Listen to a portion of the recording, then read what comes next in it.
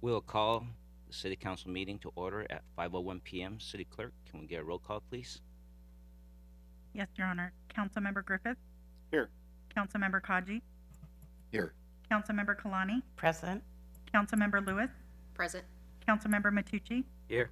Councilmember Sheikh, Present. Mayor Chen. Present.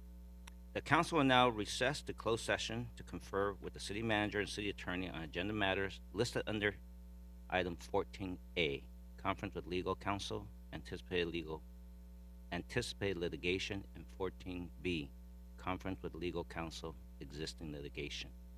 A closed session on these matters is authorized by California Government Code sections 54956.9D2 and 54956.9D1. Thank you.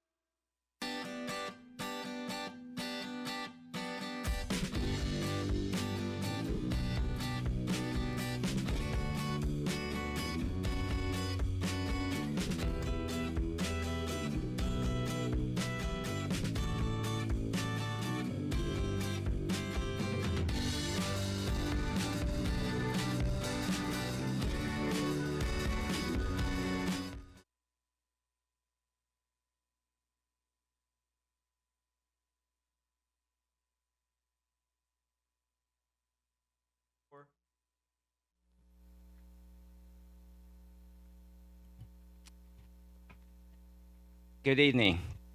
I'd like to welcome everyone joining us in the council chambers, along with everyone watching remotely to tonight's city council meeting. It is always great to see everyone's faces in person. We encourage the public to continue to stay civically involved by participating in bi-monthly meetings. We ask that you treat one another with respect, despite having a difference in opinion. This is where we are able to truly practice the principles of democracy. This past weekend, we honored and remembered the nearly 3,000 lives lost on September 11th. Torrance Police placed a commemorative wreath at the police station, while Torrance Fire held an intimate ceremony of uniformed personnel. Amazing Grace was played by the Torrance Fire pipes and drums, and our honor guard helped raise the flag.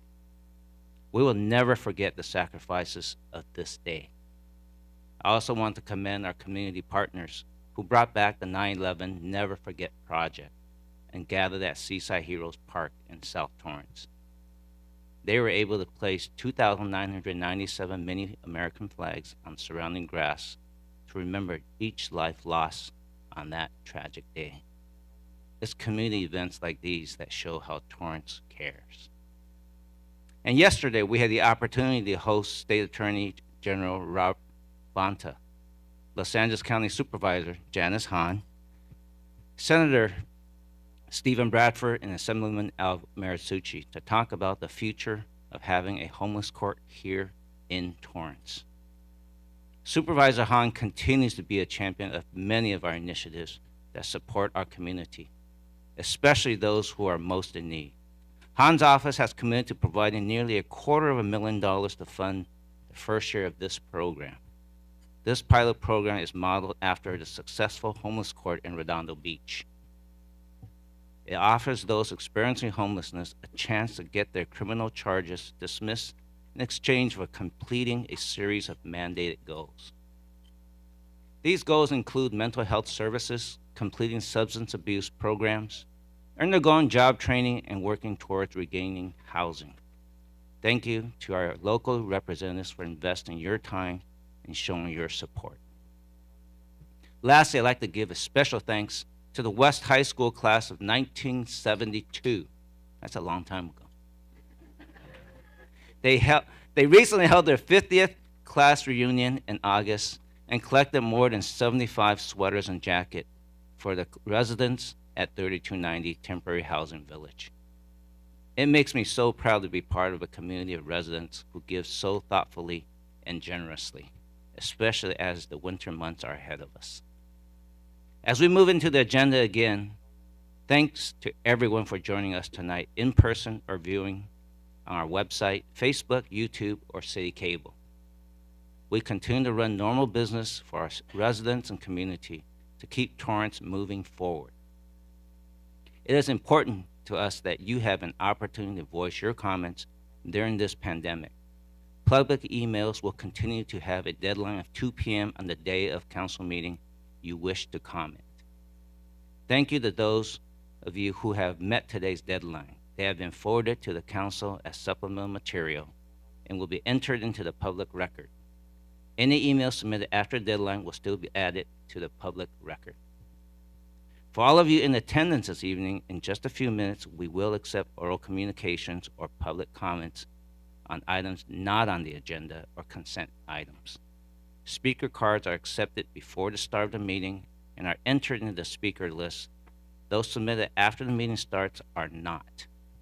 However, you will be able to speak once the list has been exhausted.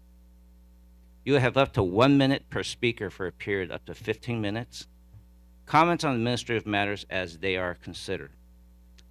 Allowing up to 1 minute per speaker. Comments on public hearings. I believe we have one today, that's item 10A. Allows up to 2 minutes per speaker. The speaker clock starts as soon as you step to the microphone, which is actually right there, right next to the black border. Time limits will be strictly enforced to ensure equal opportunity. We request that speakers keep their remarks brief and limited to the topic of discussion. At the end of the meeting, we will have up to another 15 minutes for oral communications number 2, which will allow up to 1 minute per speaker. Remember, you can only participate under oral communications once during this meeting. Next is the flag salute and invocation. We have Councilman Matucci, who will lead us in the flag salute, and Councilman Sheikh for the non-sectarian invocation. Please stand.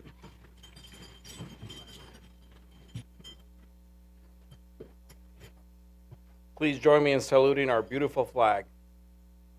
I pledge allegiance to the flag of the United States of America and to the republic for which it stands, one nation, under God, indivisible, with liberty and justice for all. In the name of God, most merciful, the compassionate, O Lord, tonight we gather here in this sacred city council chamber of Torrance to discuss matters at hand. We seek your guidance and we beg for your help. Unite us around the principles of justice, peace, love, and faith. Give us wisdom and patience to continue to learn from one another. Protect us from evil. Lord, we also pray for the families and loved ones of those who lost their lives on September 11th. Their lives will never be forgotten. Please confirm them and the entire nation. Amen.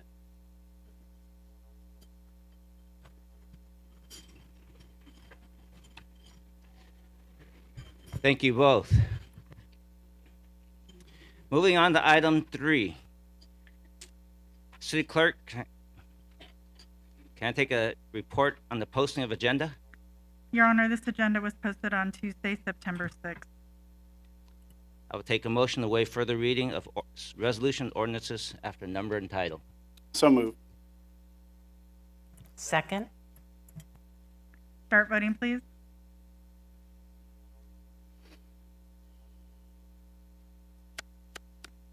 Your Honor, that motion carried unanimously. Thank you. We are now moving on to item 4, announcements of withdrawn, deferred, and/or supplemental items. Thank you, Your Honor. Adam Chaparro, City Manager. We have deferred item on 6D, which is recognition of Torrance baseball team as finalists in the 2022 Babe Ruth Baseball World Series has been deferred to September 27th council meeting. We have supplemental materials for item 7, oral communications, item 8B, public works, appropriate funds and authorized payments for emergency repair to Crenshaw Boulevard.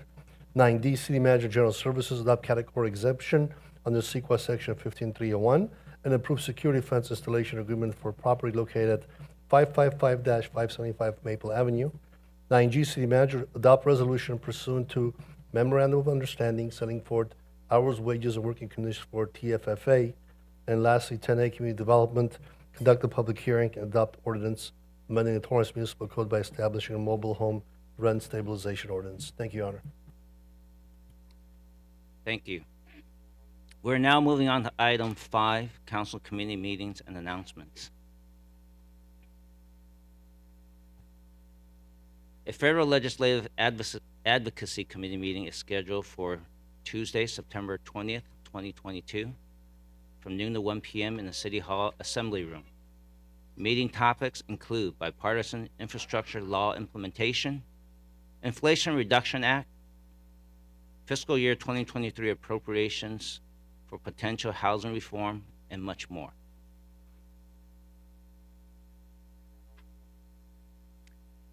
On January 19, 2023, the Torrance Alameda Meals on Wheels will hold their annual appreciation volunteer luncheon and the 50th year celebration in the Torrance Cultural Arts Center, Toyota Meeting Hall. Founded in 1972, Meals on Wheels is a nonprofit organization that provides home-delivered nutritious meals to the homebound residents of Torrance and Alameda. They are not government-funded and depend on sponsors, donations, and fundraising to run their organization. They have a very small budget to cover this important celebration and appreciation for their dedicated volunteers. Therefore, I request a concurrence from my colleagues that staff bring back an item requesting a subsidy of fees for the use of Toyota Meeting Hall for the next year's Meals on Wheels Appreciation Luncheon. Thank you. I believe I have concurrence. Councilmember Matucci. Thank you, Mayor.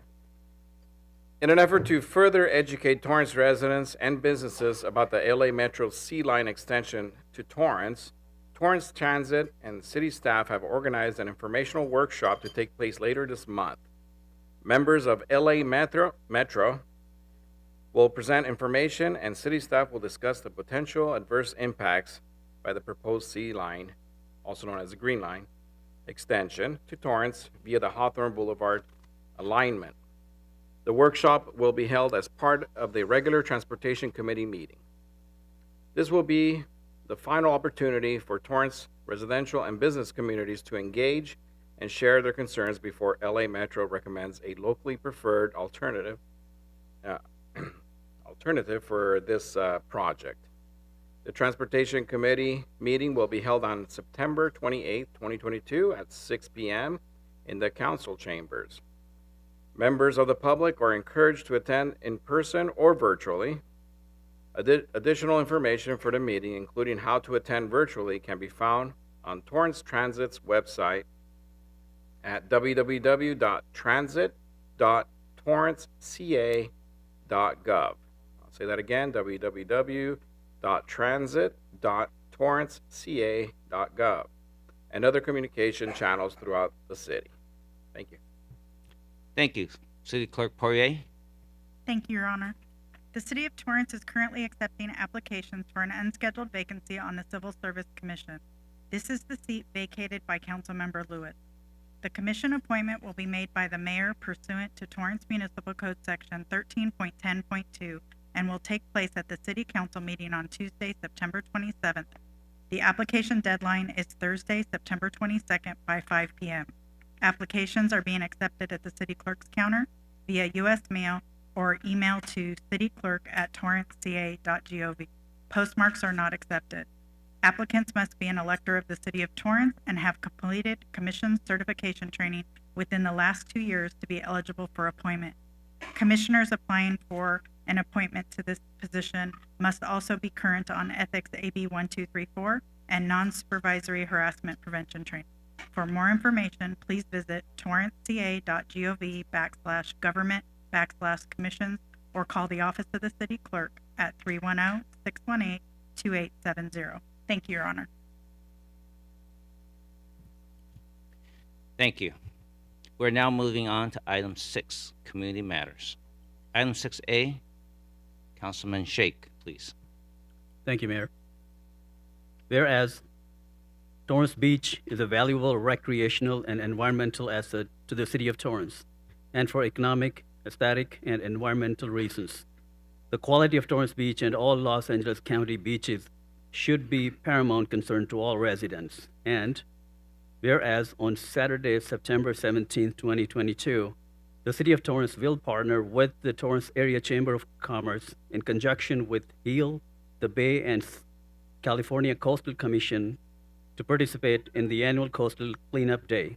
And whereas on this day, thousands of volunteers will take positive action by combing the beaches, parks, rivers, streams, and neighborhoods for trash. And whereas Coastal Cleanup Day is the largest volunteer day in the world, it raises environmental awareness within the community of detrimental effect of trash and marine debris on the environment, and gives the public an opportunity to see the immediate impact they have made by removing this debris in a matter of 3 hours. And whereas the LA County, the 2021 Coastal Cleanup Day brought in 2,735 volunteers to 35 beach, river, and inland sites where they covered 50+ miles of area on land and underwater, removing 5,000 pounds of trash and 156 pounds of recyclables. And whereas Coastal Cleanup Day is sponsored in California by the California Coastal Commission, and this event in LA County is coordinated by Heal the Bay, with assistance from LA County Department of Beaches and Harbors. Now, therefore, I, George K. Chen, as Mayor of the City of Torrance, do hereby proclaim Saturday, September 17th, 2022 as Coastal Cleanup Day in the city of Torrance and urge all residents to participate in maintaining Torrance Beach and all other beaches to demonstrate our commitment to environmental awareness and ecological improvement. Signed this 13th day of September 2022.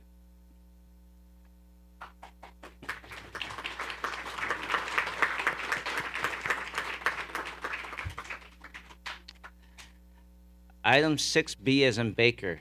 Councilwoman Kalani, would you please read the proclamation? My bad. Looks like I was supposed to present the certificate. Sorry about that. I will come to the podium.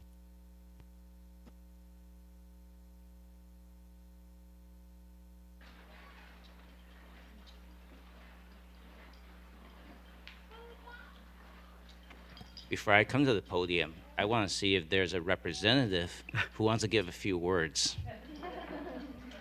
See, it would have been awkward if I said that after I got down there. And who will be speaking today?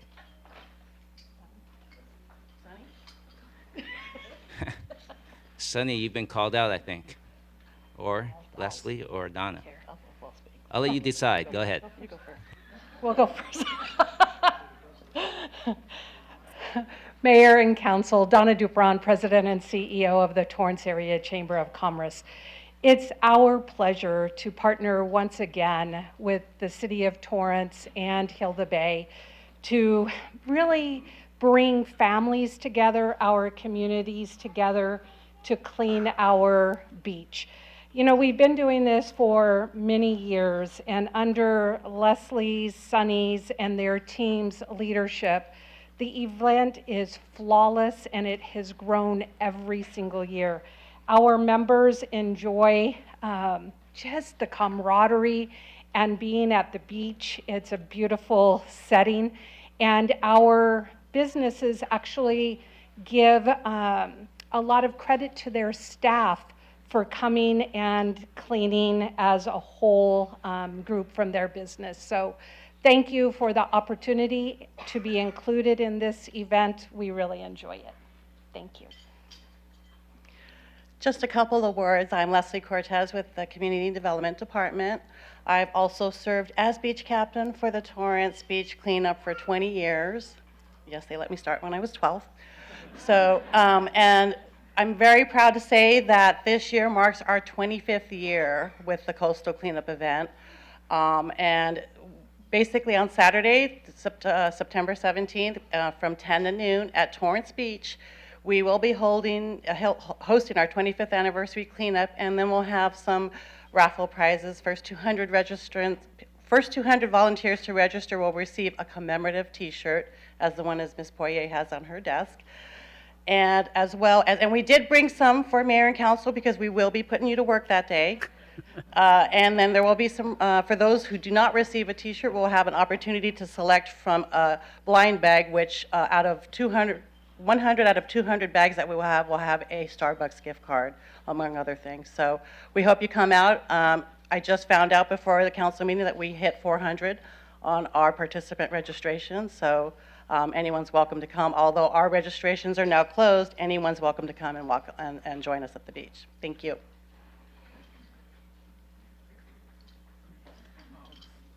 Sunny Lai, City of Torrance Community Development.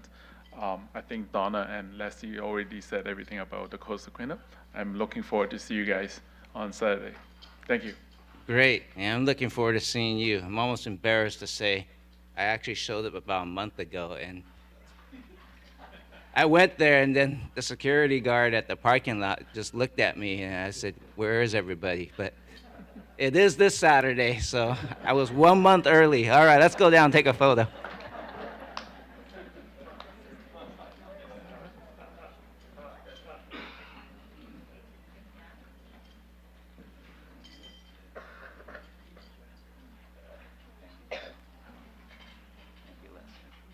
Thank you, Sonny. I think I gotta pick out one. Hopefully I can pick the right one. This is it. I think one of you should be holding it. I'm just gonna stand next to you. How about you, Leslie? Okay. All right.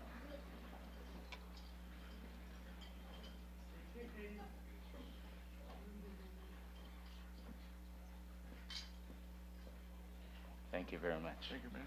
All right, thank you, thank you. I'll see you Saturday.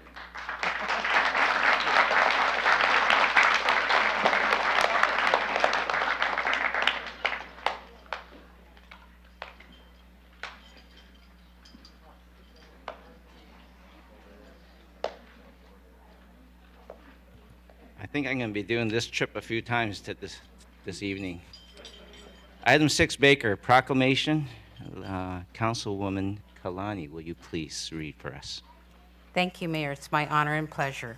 Whereas the number one preventable cause of death and injury to children and young adults is in automobile collisions. About 90 child passengers under the age of 15 are killed and more than 12,000 injured in automobile collisions in California each year. And whereas, thanks to widespread education and safety measures, the rate of child passenger deaths has fallen dramatically to 11.7 deaths per million children in 2019, a 61% reduction from 1975. And whereas, proper buckle-up decisions can help reduce deaths even more. The state of California requires that all occupants ride properly restrained in safety seats or safety belts with children in the back seat until at least age 8. And whereas Safety Belt Safe USA has been dedicated for more than 41 years to protecting children from injury or death while being transported in a motor vehicle. Partnering with the Torrance Fire Department, Safety Belt Safe USA offers child passenger safety and training to advocates and parents, as well as to healthcare, traffic safety, social services, and education professionals. And whereas Safety Belt Safe USA's mission is to teach the correct, consistent use of safety seats and safety belts to those who can reach into every community. Through dedication to this shared mission, the City of Torrance can help keep children safe every day. Now therefore, I, George Chen, as Mayor of City of Torrance, California, do hereby proclaim the week of September 18th to 24, 2022 as Safety Seat Checkup Week in the City of Torrance, and encourage all residents and citizens in the community to properly restrain child passengers and child safety seats. Signed this 13th day of September 2022.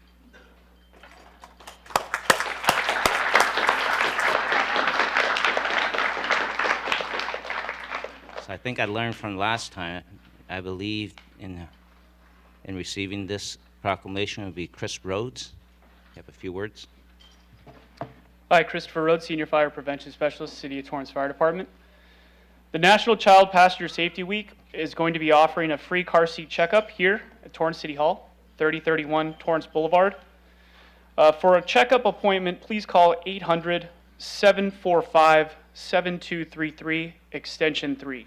This service is not only provided on this day, but Monday through Friday by 9 nationally certified seat technicians that have qualified and met the standard with the City of Torrance Fire Department. And that can be made, the appointments, at 310-618-2973, Monday through Friday. Thank you very much. Thank you, Chris. I'll come down and present the proclamation to you. Should I ask them to join in the picture? Yeah, you guys want to take a picture? Sure. Come on up. Come here. You guys are going to take plenty of pictures tonight. Come on up. We're just going to kind of line up in the middle here. All right, all right. You guys slide down here. This is practice for your real picture. Okay. Okay. Would one of you like to hold the proclamation? Yeah, here. You guys are all teammates. Go ahead. You guys should all hold it. Thank you very much. Keep it straight. Yep. It's all right. Look at her. We're going to look right at the camera, guys. Can you see?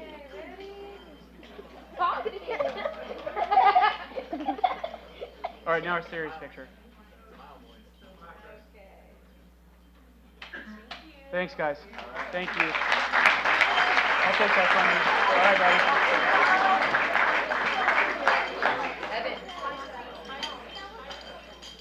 Okay, we're going to take it easy on this one. Councilman Matucci, will you please read Proclamation 6C as in Charlie? Absolutely, Mayor. whereas disasters, natural or man-made, may affect the peace, health, safety, and general welfare of a community and can happen in communities just like yours, to people just like you. And whereas emergency preparedness requires a whole community approach. The community's ability to prepare for and mitigate against disasters begins with preparedness. And whereas residents in the city of Torrance can take action to become prepared to respond and recover from any disaster, natural or man-made, no matter how big or small. The more people who are prepared, the faster our community can recover. And whereas the most important step you and your family can take to aid first responders in helping you is being able to take care of yourself and those in your care for at least a short period of time in those initial moments after a disaster. And whereas residents can be prepared to meet any emergencies or can be a positive influence in the community by sharing their preparedness story, encouraging friends and family to be prepared as well. And whereas the City of Torrance urges all residents to be prepared for an emergency by preparing disaster supply kits, creating a family emergency plan, turning on wireless emergency alerts on mobile phones, and knowing the hazards. Now therefore, I, George Chen, as Mayor of City of Torrance, California, do hereby proclaim September 2022 as National Preparedness Month in the City of Torrance and encourage the community to take time to prepare yourself and those in your care for disasters that can impact our neighborhoods. Signed this 13th day of September 2022.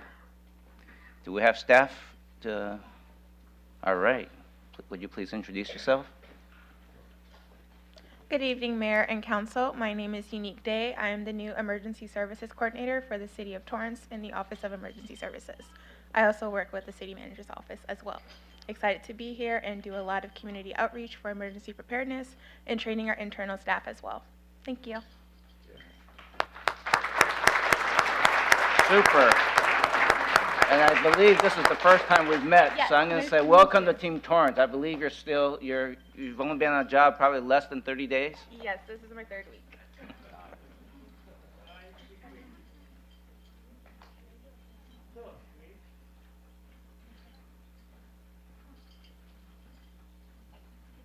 Thank you very much. Thank you. All right.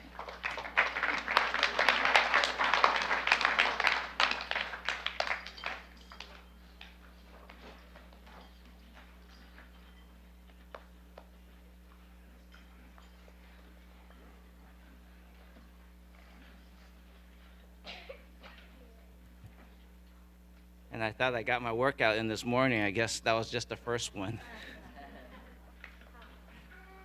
Torrance American Baseball, or TABB, is a pony league organization located in the city of Torrance. TAB is the home of more than 300 youth baseball players each year, ranging ages 3 to 12. TAB selects players to represent each age division in the Pony League All-Star tournaments, which start local and week by week incorporate other cities and counties throughout the nation. The teams are run by volunteer coaches and managers that are also selected by the league. The Torrance All-Star team is made up of 13 players ages 7 and 8. They began their journey on Memorial Day weekend. The road to the West Zone World Series wasn't easy. TAB All-Stars played 32 games in 8 weeks with an overall record of 24, 7, and 1. To qualify for the West Zone World Series, TAB All-Stars had to place third or better in each of the sanctioned tournaments.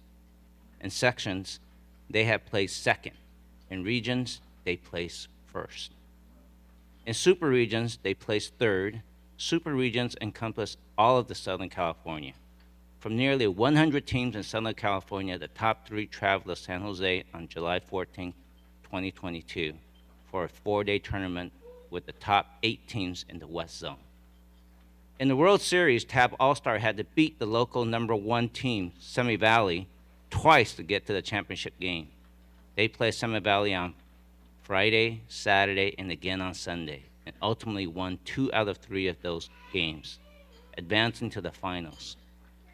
Immediately after playing Semi Valley a third time on Sunday morning, Tab faced the SoCal number 2 seed Olive. In the championship game, Tab lost 6-3. They fought hard and did their best. To our all-stars, be proud of your accomplishments.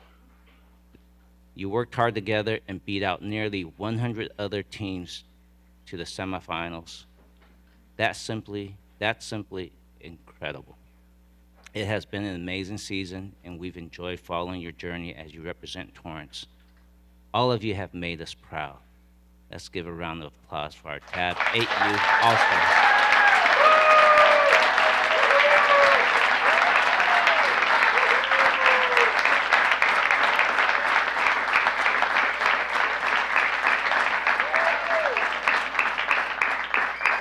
Would the team manager want to come up and say a few words before I come down and present the proclamation to you?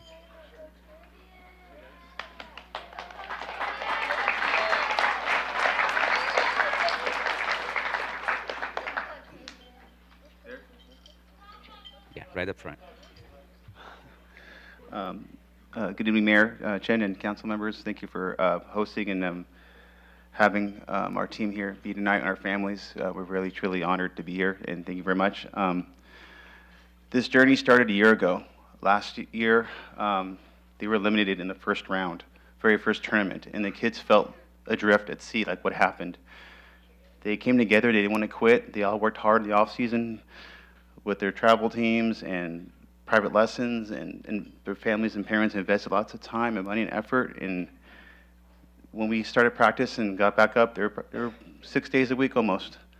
And I'm immensely proud and honored. I also want to thank Torrance American Boys Baseball. The league worked really hard. The board members worked really hard to ensure that these kids had the best quality facilities. They fundraised extremely hard to make sure that they had the resources possible to provide a great experience for all the families. And I'm very, very honored and proud to be part of that organization. Again, to all of you, thank you for having our team here today. It's very nice to be recognized, especially at such a young age group. These kids are only 8, like I said, 7 and 8 years old. And the city of Torrance has a very bright future with young boys like this who know the quality of hard work and how it pays off. And the future is going to be even brighter once these boys come through high school and college and come back and make an impact in their community here in the city of Torrance. So thank you very much for having us here tonight. And these boys, we get a round of applause for all of you guys. Thank you guys so much. Oh.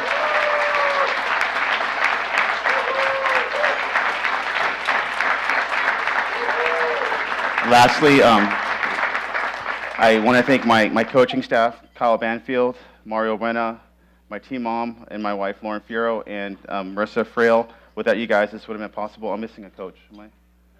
Ray. And Ray Beeman. He said he had to leave, but thank you guys so much. Without you, this would have been possible. Thank you so much. I'm very honored. And the families here that are supporting. It starts with the families. Without you, it wouldn't have been possible. Thank you guys so much. Thank you guys. Don't go away. I'm going to ask you and your entire coaching team and all the champion boys. We're going to see you at 2028 Olympics, hopefully. Let's ask the entire council. We're going to go down and take a picture with you. Everyone, let's go down. Okay, thank you. Come on, boys, let's go. Come on.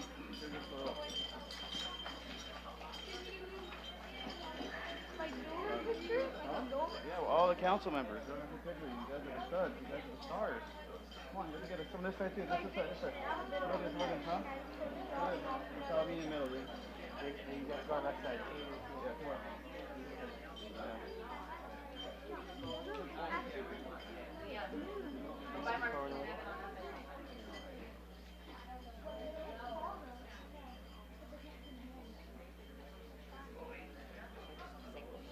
Congratulations. Thank you guys. Hey, look at that camera over there. See? All right, congratulations, guys. Thank you. That's the mayor. Hi, Mayor. Who gets to hold this? Oh, that's the little boy that you have. Right there. Right, you got to hold that. All right, just keep it straight. Do you see Evan? Right. Congratulations.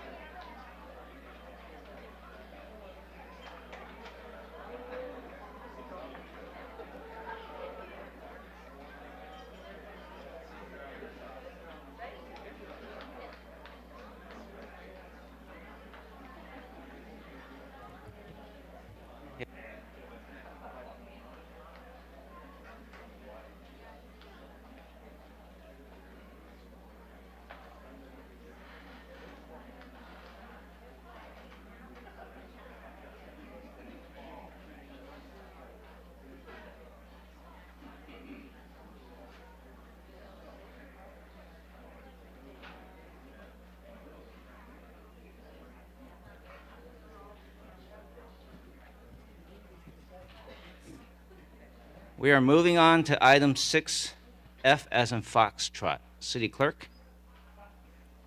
Thank you, Your Honor. It is the recommendation of the city clerk that Mayor Chen review applications and appoint a member to fill an unscheduled vacancy on the Civil Service Commission from a list of qualified applicants and have city council approve that appointment. The city clerk will administer the oath of office to the newly appointed Civil Service Commissioner. Torrance Municipal Code Section 13.10.2 states the members of the commission shall be appointed by the mayor with the approval of the city council. There were 3 applicants that have submitted applications, and their applications have been verified and meet all the criteria of being electors in the city of Torrance, and they have completed the Torrance Commission certification training. The 3 applicants are Laura Lonis, Shamindra Ricky Manbahal, and Lawrence Markey. And Mayor, I turn it over to you. Thank you for all 3 applicants. I know that this is a position we needed to fill very quickly. It was due to a resignation, and we might be doing this one more time in about a month. Is that correct? Sure. Oh, Councilman Griffiths. Yes, thank you, Mayor. I have a question for staff. I understand the municipal code states that the mayor would appoint council or commission appointments, but historically that's not been the case, and historically the whole council has gone through that process. I was just wondering if staff could explain the last time the mayor took the exclusive opportunity to appoint commission. Patrick Sullivan, City Attorney, and I'll defer to the City Clerk after my answer, but in my 25 years here, it's always been the council, but the municipal code is as written in the item, which says that the mayor appoints with approval of the City Council. But as I said, during my 25 years, it's always been the council, traditionally. Thank you. Councilmember Griffith, I am unaware of when the last time the mayor made the appointments here in the city of Torrance. Patrick has been with the city longer than I have, but in the 13 years I've been in the Torrance City Clerk's office, the mayor has not made the appointment. Thank you. Yeah, and in my nine years now on council, that's never happened either. And obviously it is the mayor's choice, and it does say that in the municipal code, and I would just question as to why we were making a change that has been something done historically by the whole council. I can answer that since it was my decision, and I saw the 3 applicants. I was elected as mayor, and I looked at the ordinance, and I thought I could make the appointment after I interviewed all 3 applicants, and I will make the nomination and just ask for concurrence. This will not be the first time that I might do something a little different than what's done in the past, but you know, we will roll with it and see how it works this time.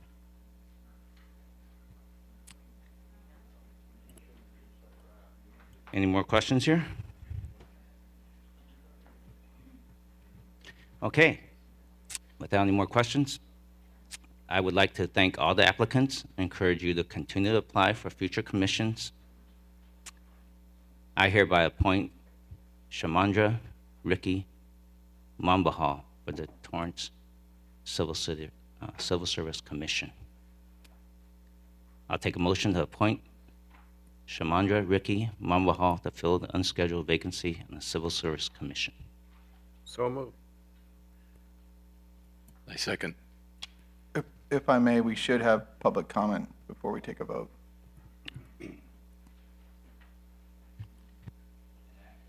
Actually, I think I see, I think Councilwoman Lewis want to say something?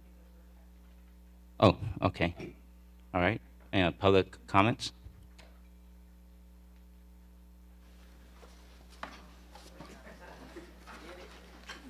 Excuse me. Just because everybody is afraid to speak, I like America because America is a democracy.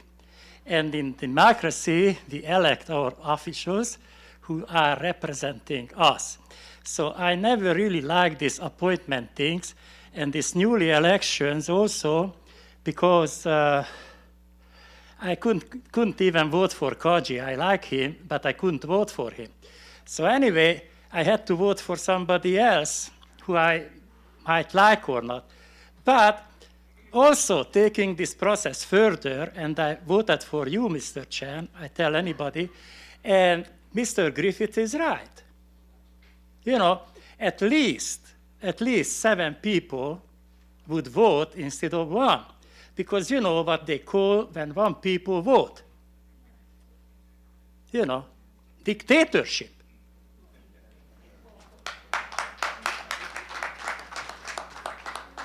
Thank you. Any other comments?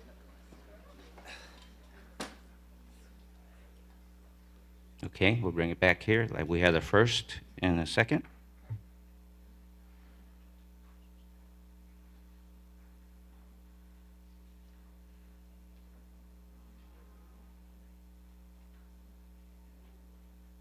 Start voting, please.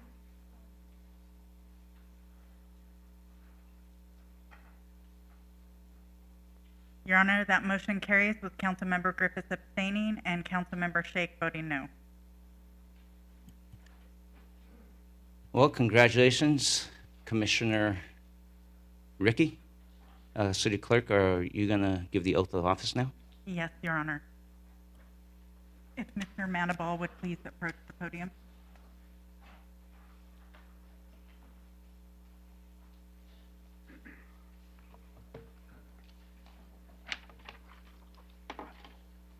Raise your right hand and repeat after me. I state your name.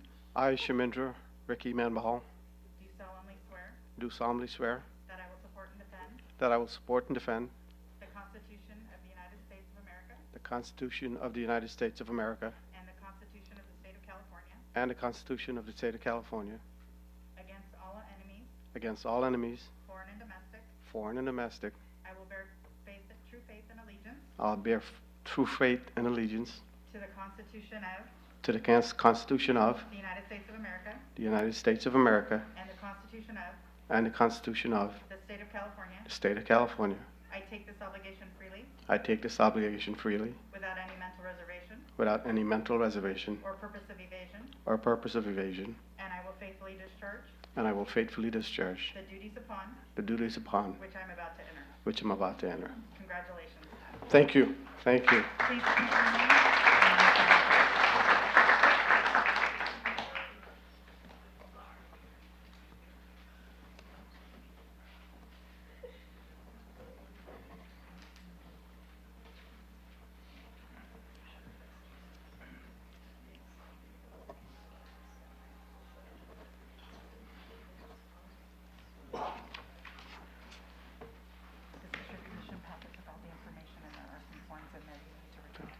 Perfect. I can leave, or should I stay, or? Good. Thank you. Thank you. Hey, congratulations, Mr. Mambahal. We're now moving on to item 10A as an alpha.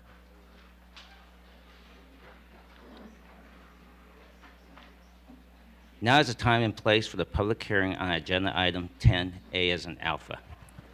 Conduct a public hearing and adopt an ordinance amending the Torrance Municipal Code to add Chapter 17 entitled Mobile Home Rent Stabilization and Mobile Home Owner Protections to Division 4 of the Torrance Municipal Code.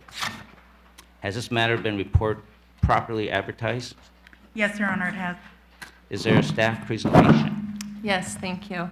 Good evening, Your Honorable Mayor, members of the City Council, Michelle Ramirez, Community Development Director. On January 25th, 2022, the City Council directed staff to research and analyze potential rent control for mobile home parks within the city. On April 26, 2022,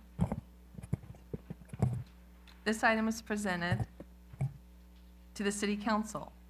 During this meeting, City Council directed staff to further analyze and draft a mobile home rent stabilization ordinance, or RSO, for review and consideration. On June 14, 2022, a draft RSO was presented to the City Council. At this meeting, the City Council approved a 90-day postponement of any decision to allow ownership of the Skyline Mobile Home Park time to work cooperatively with city staff to address issues raised in the staff reports. Additionally, the City Council directed staff to provide an update on the collaboration between the representatives for Skyline Mobile Home Park and city staff within 60 days. That presentation was presented at the City Council meeting of August 9, 2022. As a quick summary, there are 10 registered mobile home parks throughout the city that have a combined total of 1,086 mobile homes. Mobile home residents are different from traditional apartment residents in that they generally own their home and have equity, but rent the land on which their home resides. In addition to paying space rent, residents of mobile home parks are responsible for making other payments just like homeowners, such as mortgage payments and taxes, as well as making payments for repairs and maintenance to their unit. There is no current legislation in place that imposes percentage caps on annual rent increase for renters of mobile home spaces within Torrance. While there are presently 2 rent stabilization measures enacted by the state, neither of them apply to mobile home parks within the city. Recently, residents of one mobile home park, which is currently restricted for people aged 55 and older, have been reaching out to the city voicing their concerns regarding what they consider to be excessive rent increases, inadequate park maintenance, and insufficient communication with park management. Since June 14, 2022, staff has had numerous exchanges with the representatives from Skyline Mobile Home Park, including several virtual meetings, to discuss concerns of the residents.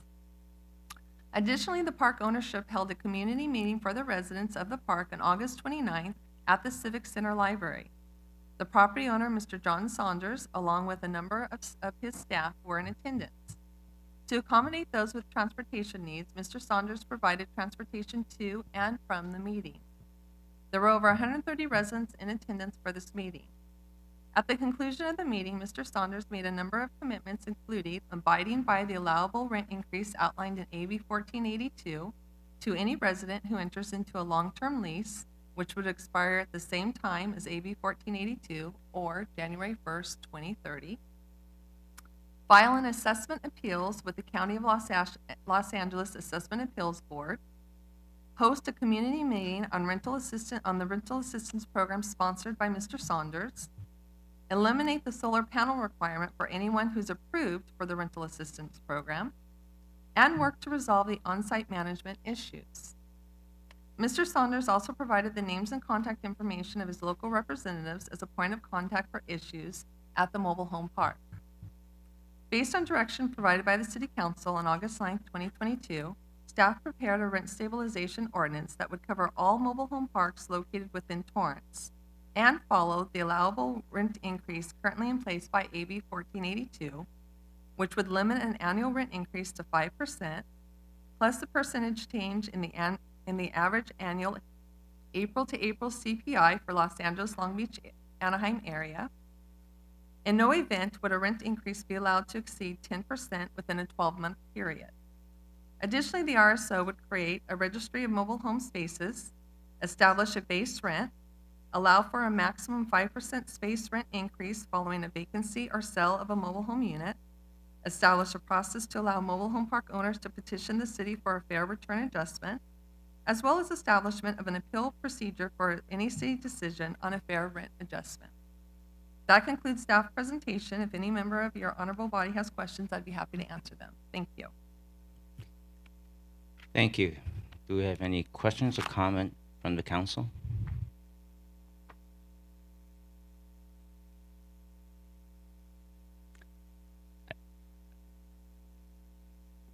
I don't see any, then we'll, oh, okay, got it. Councilwoman Kalani. Thanks. I actually had a few questions, if I may. I read the document from the city. Did I see an expiration? Did I miss an expiration date, or is there none? In the rent stabilization ordinance, no, From the there is city? none. No expiration date. And could you share with us a little bit the cost to implement this and to manage it? Well, the rent stabilization ordinance actually has fees included, talks about fees already in there. So there would be, for the rent increase, there's an that automatically takes place. So there's nothing that would need to be done by staff. Each year in April, when May, when the April CPI comes out, we would be able to do the calculation to determine what the CPI increase is. We would then just notify all the mobile home owners, as well as post that on our agenda, as well as post it on our website. Any appeals any petitions that want to be done, the ordinance does include that does have to be paid for, by either the petitioner or the appellant through a resolution that we would bring back at a later date that would establish those fees. So the cost should be minimal, as we would hopefully pass through any cost associated with this with either the petitioner or the appellants. Okay, I just had one other question. Maybe this is for Mr. Sullivan. Is there any way to do any type of two-tiered program where it would, I think the word sometimes is grandfather those who have lived there prior to now and those who might live there in the future? Patrick Sullivan, City Attorney. That's something we could look at, but we'd have to revise this ordinance, and you wouldn't be adopting it tonight, because we'd have to make those revisions and bring it back for your review. Okay. And then what happens when 1482 expires? As far as this, I'm just saying. Well, it's tough to say because it doesn't expire until 2030. The legislation at that time can look to potentially extend it.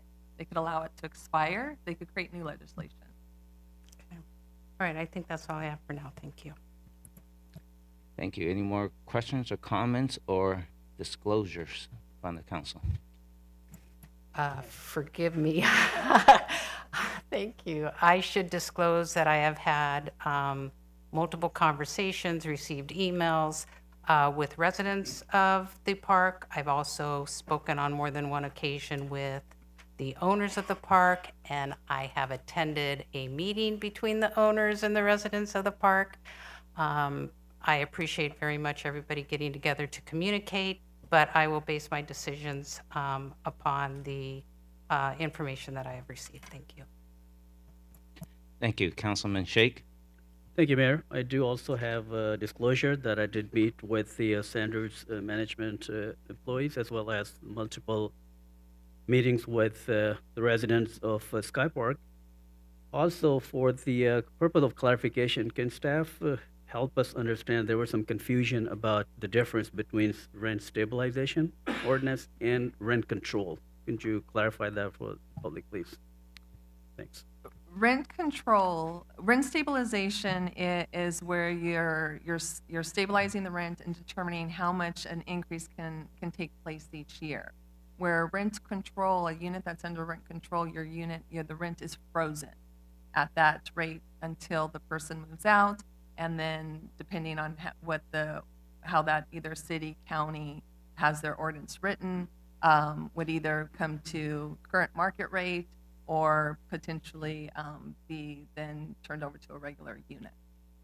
But for the new tenants, if someone leaves that residence and new tenants come, rent control does not apply to the new. It would depend on how that city or county, how their ordinance is written. Just to complete my sentence, I did meet with both of the parties. However, my decision will be based on the material provided to me and the presentation given by the city end. Thank you. Thank you. Councilman Griffiths? Yes, thank you. I too want to just disclose that I have met telephonically with both the representatives of the property owner as well as many of the residents of the Skyline Mobile Home Park. And my decision will be based on the facts and presentations made here tonight. Thank you. Thank you. Councilman Matucci?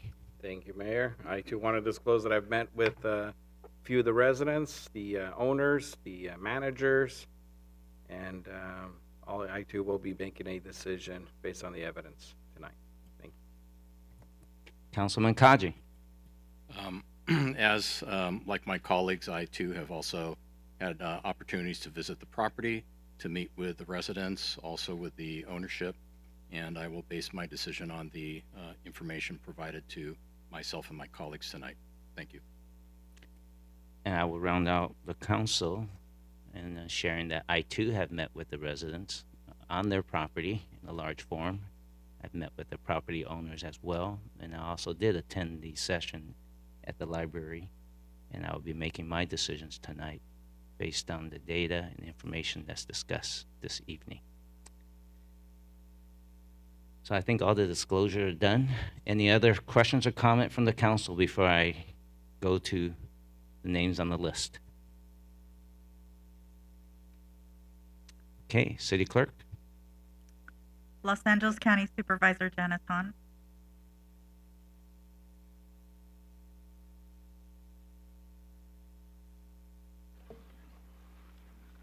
Good evening, Mayor and Council. I am Supervisor Janice Hahn. I'm pleased to be with you tonight, and I thought it was important that I come tonight in person to speak on your item 10, your rent stabilization ordinance for mobile home parks. Last week, as you probably heard, the county's homeless count was released and showed that we have close to 70,000 people experiencing homelessness in our county, a problem that has been exacerbated by our affordable housing crisis. And Torrance has stepped up to the plate to address this issue in many ways. One is your 3290, your other is exploring your homeless court.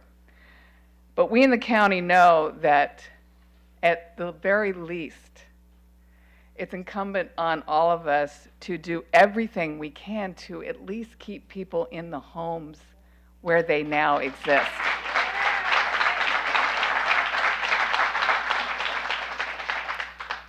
And I believe that the last bastion of affordable housing in this country, but definitely in our county, is our mobile home parks. I met with the Skyline residents last week, and they told me about the unique and difficult situation many of them are in.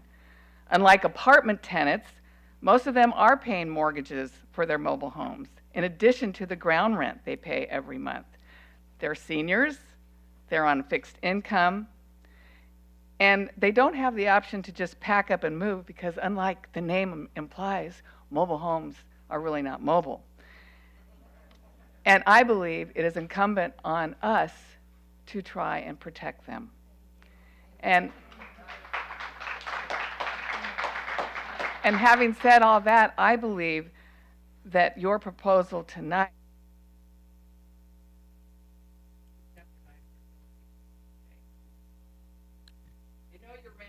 I apologize, Supervisor Hahn, but your 2 minutes is up. Sorry.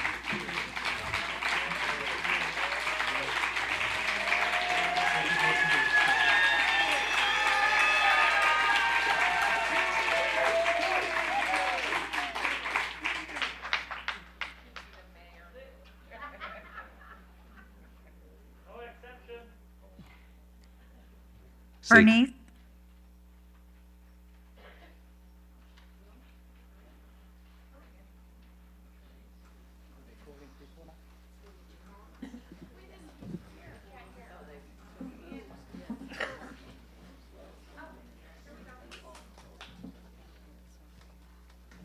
We could expedite this process if you are, maybe the city clerk could give the next 3 names so they know, when you're about to come up, so you're in the queue.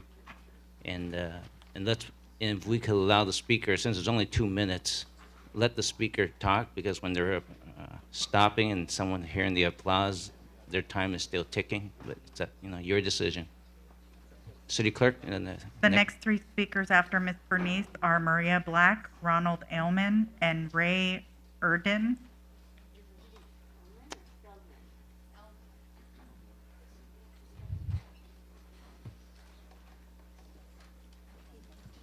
All right. You may speak. You can start any time now. Good evening, and thank you very much for listening to us. I'm 85 years old, and I have lived in Skyline Mobile Park for close to 25 years. As you mentioned before, I have paid property taxes, homeowners taxes, I should say, for the last 24 plus years. I have had to maintain my house. I've had multiple problems. I've had a dishwasher leak, had to replace the floor. I had both bathrooms, the toilets leaked. I had to replace the toilets and the floors. The next thing that's coming up is I have a roof that has been patchworked a little bit. So in the next year or so, I have to replace the roof. I have no landlord to help me. It's just me. I am fortunate I do not have a mortgage payment. I was fortunate enough to save enough money to buy my home outright. it was going to be my forever home. It doesn't look like that's going to happen. Like I said, I'm 85 years old. I have very poor eyesight, and so I'm not quite sure where I could go. I thought I could live in a car, but I gave up my car 10 years ago because I can't drive. But I thought, well, I stay up many nights thinking about this, and I'm losing, my perspective. I said, well, instead of buying food, I'm going to buy a tent, and then when I become homeless, I can drag my tent on the street somewhere in Torrance. I don't want to leave Torrance. I love Torrance. I love everything about it. As I said once before, I spent 19 years delivering Meals on Wheels. It was the greatest time to give back to the community. And now the community is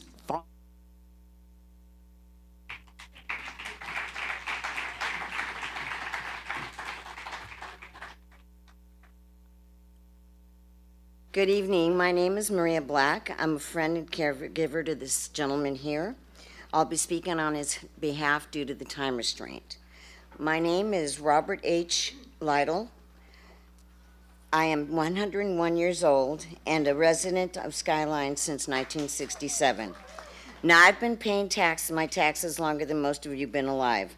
I also had the honor to fight for this beautiful country of ours, which ironically gives John Sanders the rights that allow him to eventually displace me and a lot of my friends and neighbors out on the street.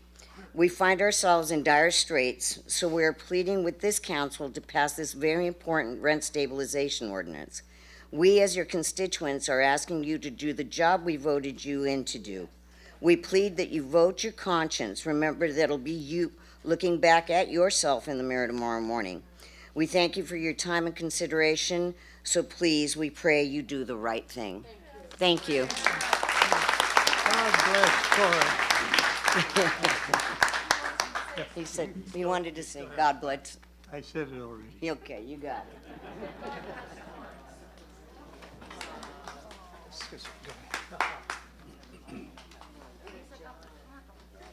My name is Ron Alleman. I'm a Vietnam veteran from Akron, Ohio, and now a longtime resident of Skyline Senior Park. My wife and I moved here to help my wife's aging mother. Our Skyline community is close-knit with seniors that have worked productive jobs in many fields and professions. While we're raising our families, as Torrance homeowners, we pay taxes directly and indirectly while supporting the local businesses. Our proposed RSO would offer Sanders a fair profit, considering most of us own our member homes or on mortgages. We pay all our utilities and maintenance fees on our retired fixed incomes. The average savings, if any, including IRAs for adults past 55 years old, is around $120,000. Our life savings, if any, is mainly budgeted to offset our future rising health costs. Fact, Californians aged 55 and older make up 34% of state's voting population, but can constitute 47 likely voters. Also, 67% of likely voters are homeowners, which we are. Fact, Sanders bought a senior mobile home park with a legal covenant. He plans to counteract that covenant by extreme rate increases that will gradually double the current space rent in the next 7 years. Sanders wants to vacate as many senior homes and spaces as he can and replace them with his, or drain the needed savings of seniors left with complete disregard for the pain he is inflicting.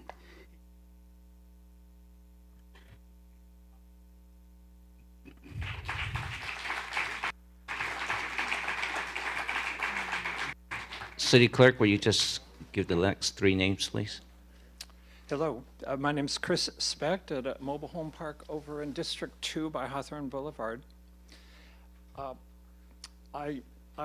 After learning about this and studying a little more, I realized that myself and several people I know would be forced out of our homes if there were excessive increases in price. And one of my neighbors who's ill couldn't make it down and asked me to read this message of hers, Mary Lou French, who was in the Planning Commission here in Torrance. Some of you may know. And her statement is, Your Honor, Mayor Chen and council persons, there are many hundreds of Torrance residents who are affected by the runaway, out-of-control rent increase at the mobile home parks in Torrance.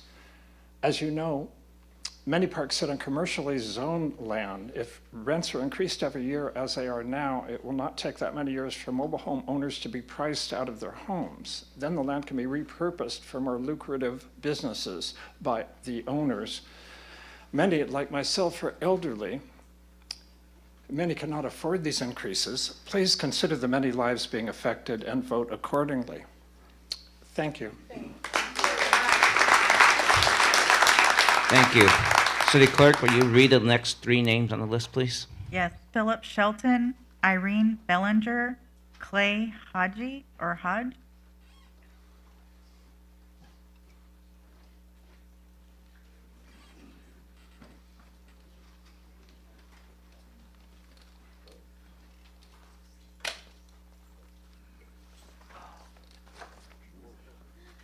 Try to stand up here.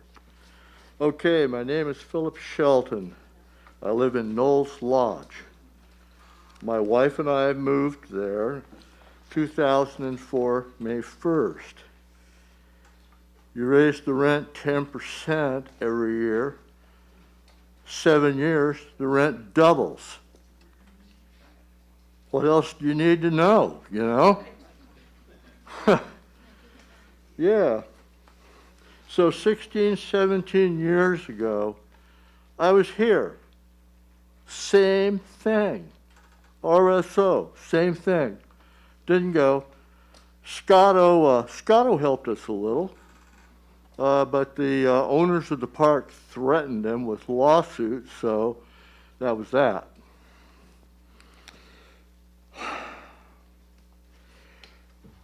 Every month, somebody's evicted. At least, one person is evicted every month. And the primary reason is failure to be able to pay the rent. I don't know how many people I've seen evicted, but many, many, many. Many. And generally, their mobile home goes to the owners of the park for free. They get it for free, they steal it. That's right. And my wife brought home the RICO laws, and I read them a little bit, and well, maybe you guys should read the RICO laws too.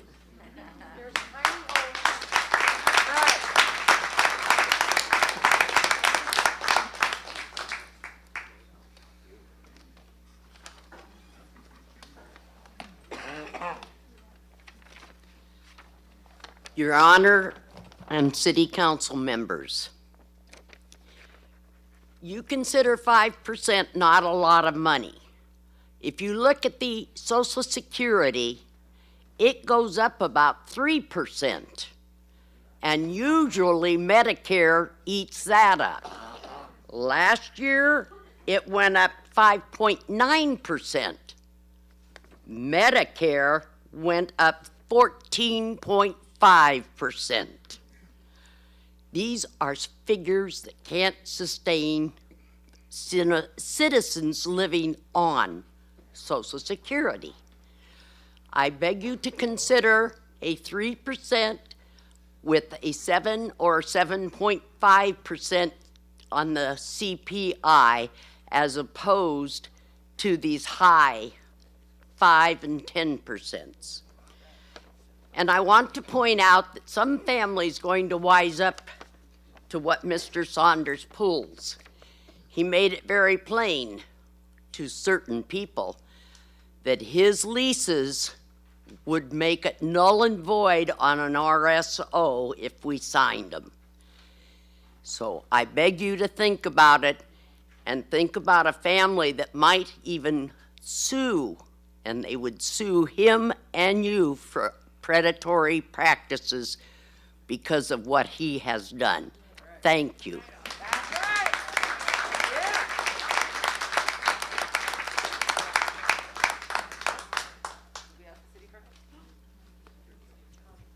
I think that Clay's next.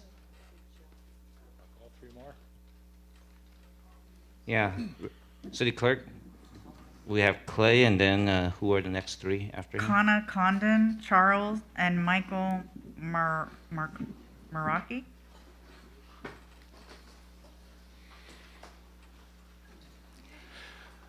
Good evening, Mr. Mayor and members of the council. My name is Clay Haig. I operate Torrance Mobile Home Park on Artesia Boulevard.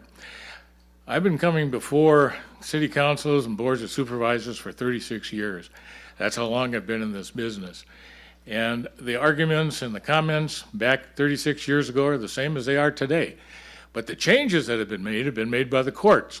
And the courts have made certain constitutional guarantees for property owners. And some of those property owners will exercise their rights to make sure that those constitutional rights are applied by the courts. I can tell you that back in 1993 and 94, when I went before the Yucaipa City Council, they adopted an ordinance, and in the next 3 years, they had a number of applications for rent increases, which were denied by the commission and by the city council, and so the park owners went to court.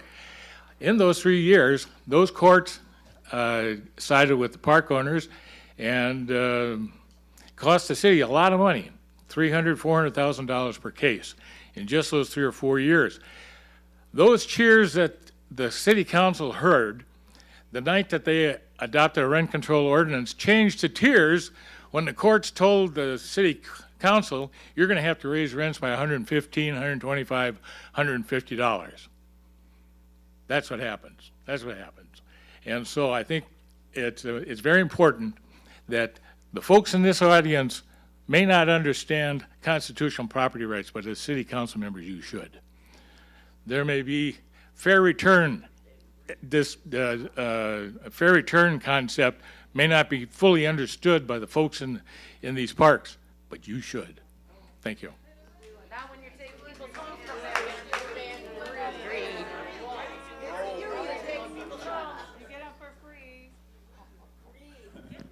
I trust that your attorneys know how to write one that won't fail the courts.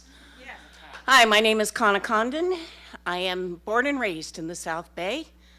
I bought into Del Alma Gardens over 25 years ago when it was a senior park. Created as a senior park by people who believed in the concept of senior housing. Unfortunately, they passed away and their inheritors came in, and at the first meeting they had with us, they said, well, we're going to raise your rent $200 a month or $25. We haven't decided, something like that.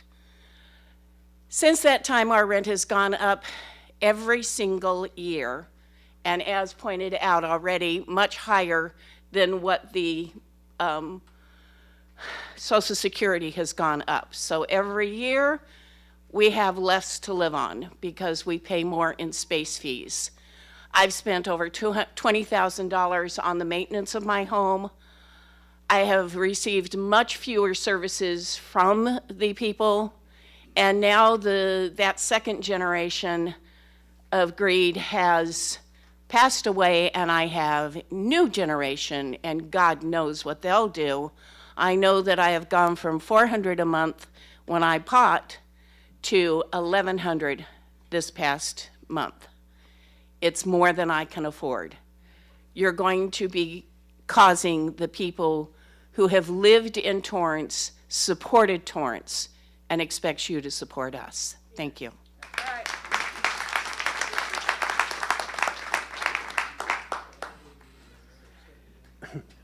Good evening, Mayor Chen and City Council members. As a homeowner in Skyline Mobile Home Park and the brother of a mentally challenged adult who lives in the park, Skyline has improved the quality of life for both me and my twin brother. My disabled brother, often frustrated by the lack of a calm, caring, and tranquil environment, used to wander away from his previous home. Now he has a stable and secure home, and I so much want to keep this present setting for the rest of his lifetime. Because he receives limited funds and I cannot afford excessive increases for my dear brother. What am I supposed to do? Put my brother in a group home where he will be subjected to possible emotional and physical abuse? I plead with you to implement a fair rent stabilization ordinance and make it possible for us to continue to live at Skyline. Thank you.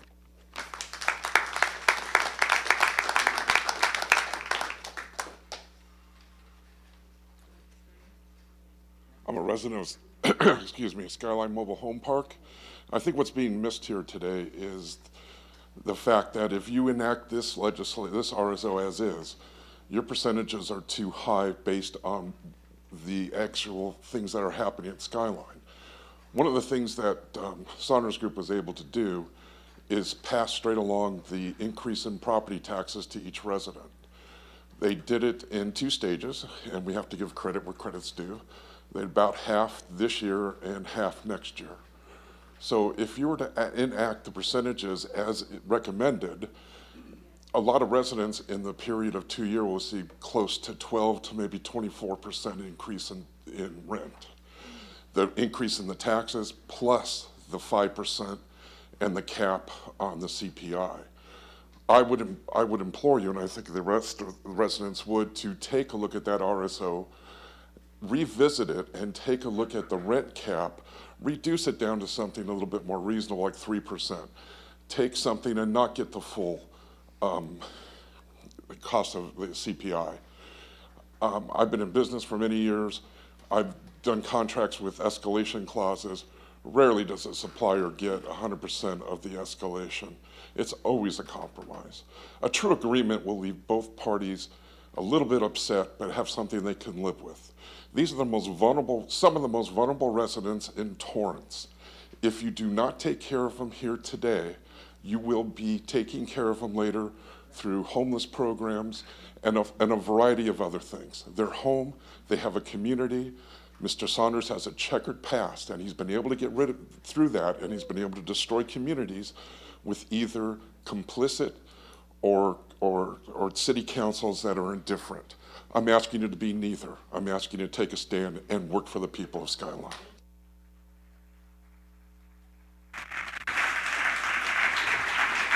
Next 3. Marianne, Eula, and Dr. Jeff Pollock.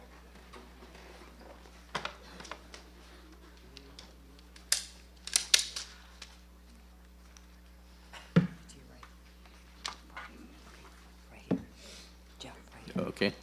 Thank you, Mayor and City Council, for considering a rent stabilization ordinance for all the owners of all the mobile homes in the city of Torrance.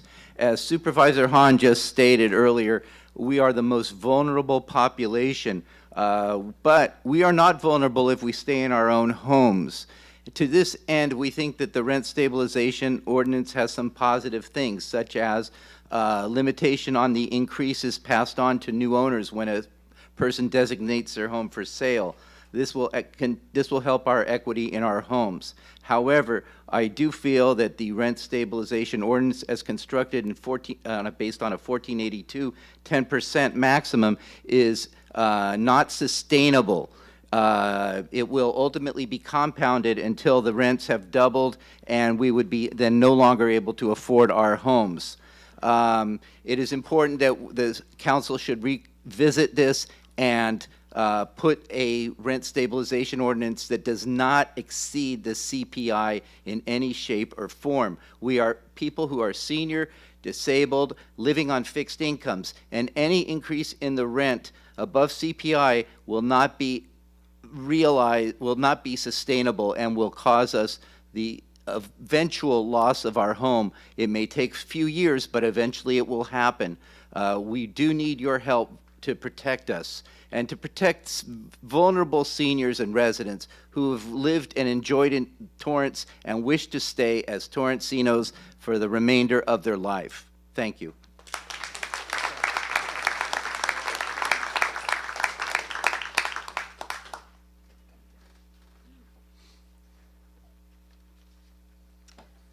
I'm Marianne, and I have a couple of examples of what happens. This is from the obituary in the Daily Breeze for Louise Sidney Carter, a longtime Torrance resident who died February 16, 2011. She was 95. In 1963, after retiring, she and her husband moved into a Torrance senior mobile home park, Knowles Lodge.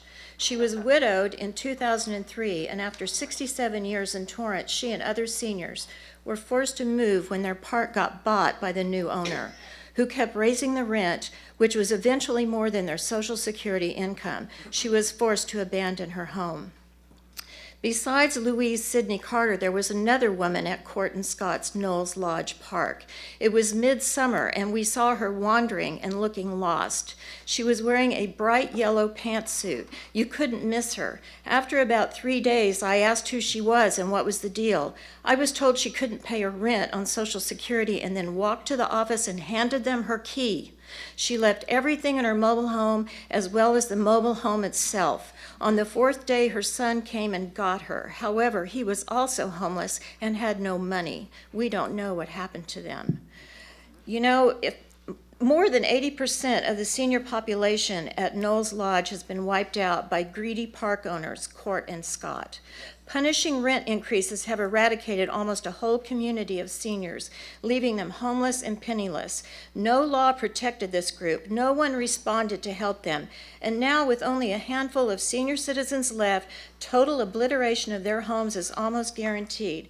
If there's another, which there will be, onslaught of rent gouging from Court and Scott, we are facing this at Skyline. Where is the outrage? Where is the outcry? Where are the politicians and the legislators? Do they care? Where is the humanity? This could be the never-ending story unless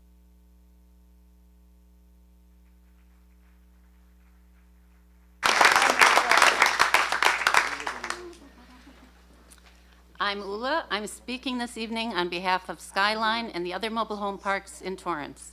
We are the last bastion of affordable housing for seniors and lower-income families in the city.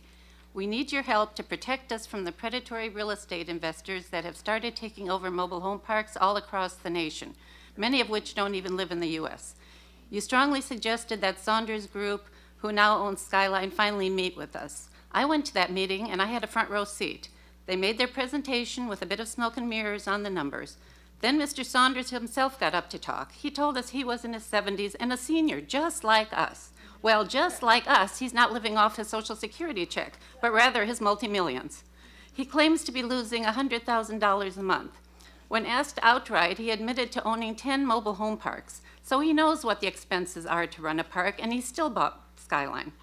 He didn't bother to mention that the $1.2 million will be a business loss deduction on his taxes.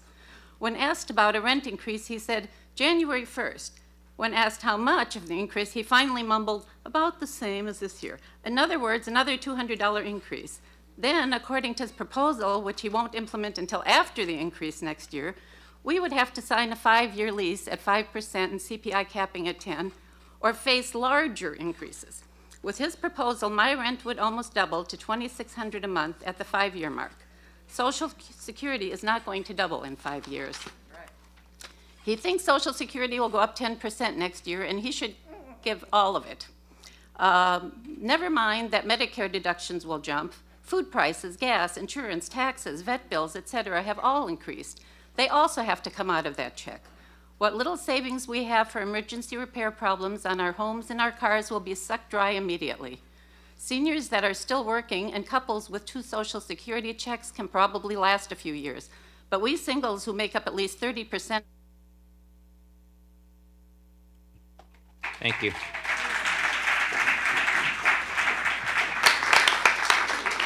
Was there a Dr. Jeff Pollock? Did he already speak? Yeah. Okay, he did. So, Deb Osborne, Jared Gonzalez, Mark, and Vilma Elder.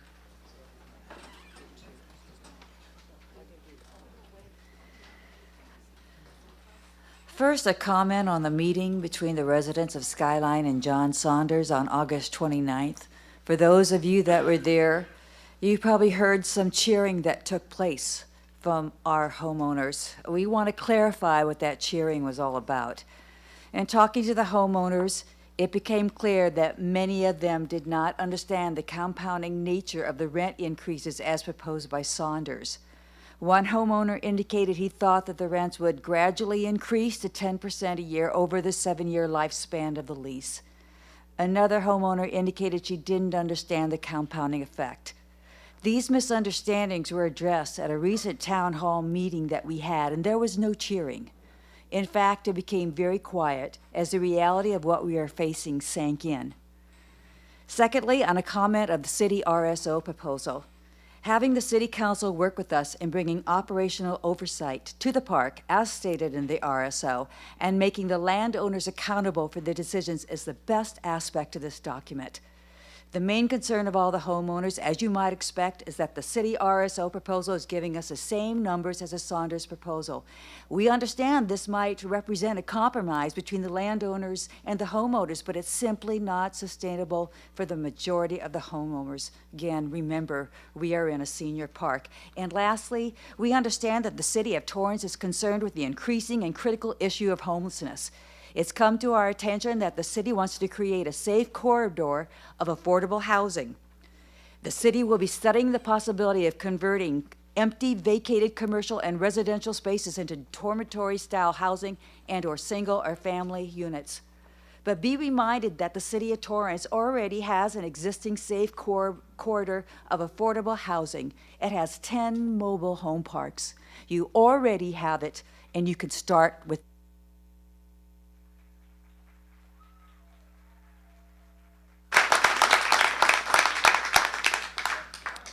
Good evening, Mr. Mayor and City Council. My name is Jared Gonzalez. I'm with Western Manufactured Housing Communities Association, WMA. WMA is a statewide trade association that represents mobile home park owners and operators in California. The proposed rent control ordinance is not the right solution. Rent control is unnecessary. There is no evidence of a citywide mobile home park rent increase issue. This is about an agreement between one park and its residents. The city requested Skyline Park ownership to identify a workable solution and a reasonable solution to address its recent increases. It did. In her report to council, Ms. Ramirez, the city's community development director, deemed the park owner's proposal, quote, a fair resolution, unquote. There is a subsidy program that they put in place for those who are unable to afford the increase. Skyline Park owners expanded it to make sure those who can't afford the increase are captured. No resident will be displaced. Rent control is expensive. Please don't disrupt the speaker, please. Rent control is expensive. According to a recent staff report in the city of Pico Rivera, it costs over $400,000 to administer in year one, and that's a population that's half the size of Torrance. It would also force park owners to raise rents every single year to the maximum allowable rent because they'll have to. Passing rent control tonight will enact an onerous public policy on folks who provide an affordable housing ownership, home ownership solution to your constituents. They're fair, they're reasonable, and they do the right thing, which is why there are no widespread complaints. This would be a blanket policy for a problem that doesn't exist. WMA Please do not disrupt and the its speaker, members please. asked the council to stand by its objective to have Skyline and its residents work out an agreement. Skyline put forth a meaningful solution that the city staff agreed to, that was fair, so it's time to... Your time is up. Thank you, sir. I'm going to ask the audience, please respect each of the speakers. Otherwise, we have a very difficult time hearing each of them. Thank you. Okay, Honorable Mayor and City Council members. As a homeowner at Skyline Mobile Home Park, I wish to thank you for your dedication in seeking out a reasonable solution to our lot fee crisis and subsequently addressing affordable housing in the 10 mobile home parks and approximately 1,500 residents in this great city of ours. You have all been in regular contact with us, and we sincerely appreciate that. We desperately need an RSO, as witnessed by the 15.9% lot fee increase in less than a year at Skyline. I believe that you are starting to understand the dire consequences without an RSO. Michelle's draft is excellent from what I have read, but the key issue is how much the lot fee will increase each year. Regarding the initial RSO draft, a 10% raise this year, possibly a 10% raise the second year, and possibly averaging out 7.5 raise thereafter is far more than what the retired seniors on fixed income can bear. I believe a flat 3 to 5% yearly rate is fair. But whatever reasonable numbers you decide, whether it incorporates a CPI or straight yearly percentage, I hope you will use compassion, love, and a desire to protect affordable housing and prevent foreclosures for one of the most vulnerable groups in Torrance, seniors. Thank you, and please don't act out of fear of lawsuit. Thank you.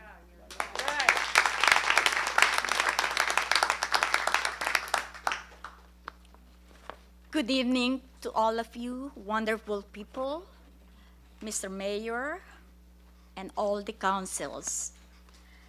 My name is Bilma C. Elder from Skylark, Torrance Mobile Home Park since May of 1993. We are different from Skyline Mobile Home Park in Torrance. Ours is just an inch of Skyline. We are only 30 units, but we have all the problems that we need your help. We are here to support each and everyone regarding rent stabilization ordinance in the city of Torrance. Lend us your ears. We are here together to get your supports. Our mayor, our councilmen that we voted for. We need rent control in our city. We will appreciate the lowest percentage that we can all get. My dear mayor, councilmen, to tell you frankly, I am working part-time. This is the only source of my income just to be able to pay my space rent every month. I can't even make both ends meet. I am just surviving. What happens if there will be an increase that I cannot afford? I will be homeless. Where will I go? So we need your help. All of us seniors, we all need your help. Please listen.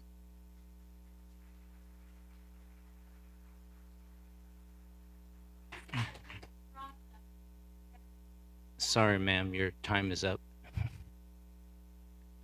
City Clerk, you have the next three, please. The last three speakers that signed up prior to the meeting are Deanna Lewis, Charlene DeLuca, and Ron Feldman. Wait, you're forgetting a few. I signed up. No worries. After these three, I will still ask for additional folks. These are the ones that was entered in the system before the council meeting started. So you will all have a chance to speak.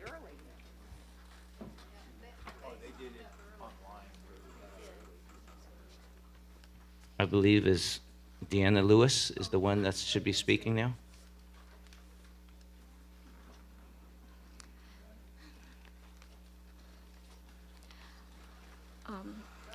Whenever you're ready. Yes. Good evening, everybody. Respected Mayor Chen and council members.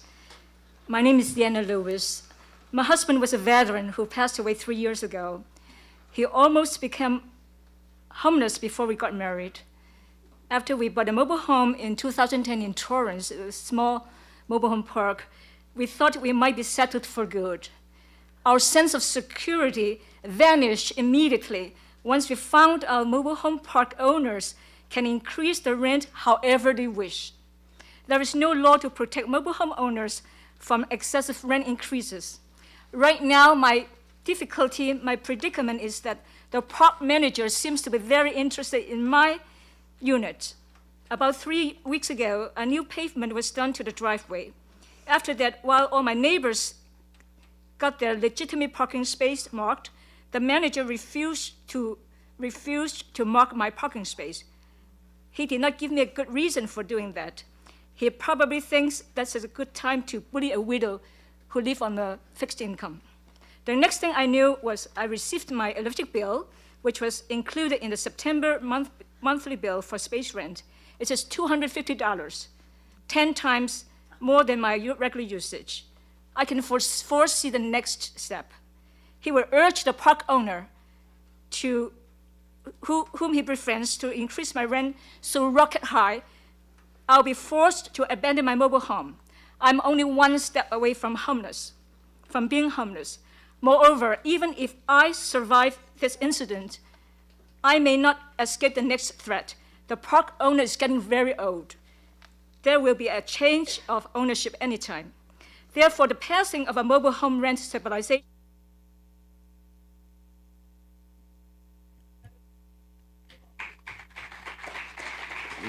Your time is up, ma'am.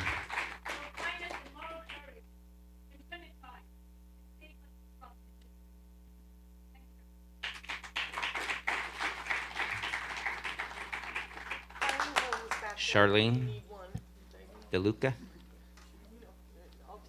Hello. I'm sorry. I was born in Torrance. My daddy had a barber shop. They bought a house on Cerise. I went to Yukon Elementary School from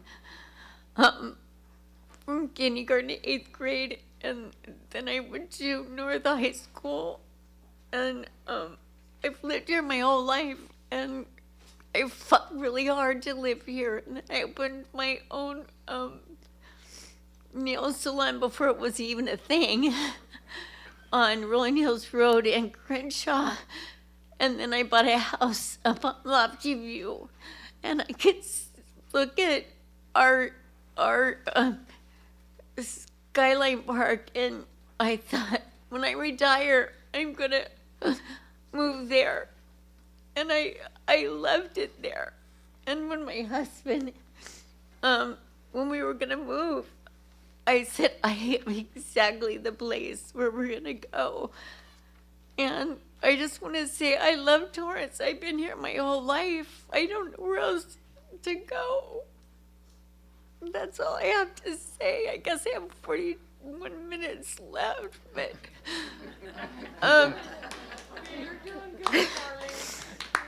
but I just want to say that I love Torrance. It's my home. It's my birthplace. And that's all I have to say. Thank you.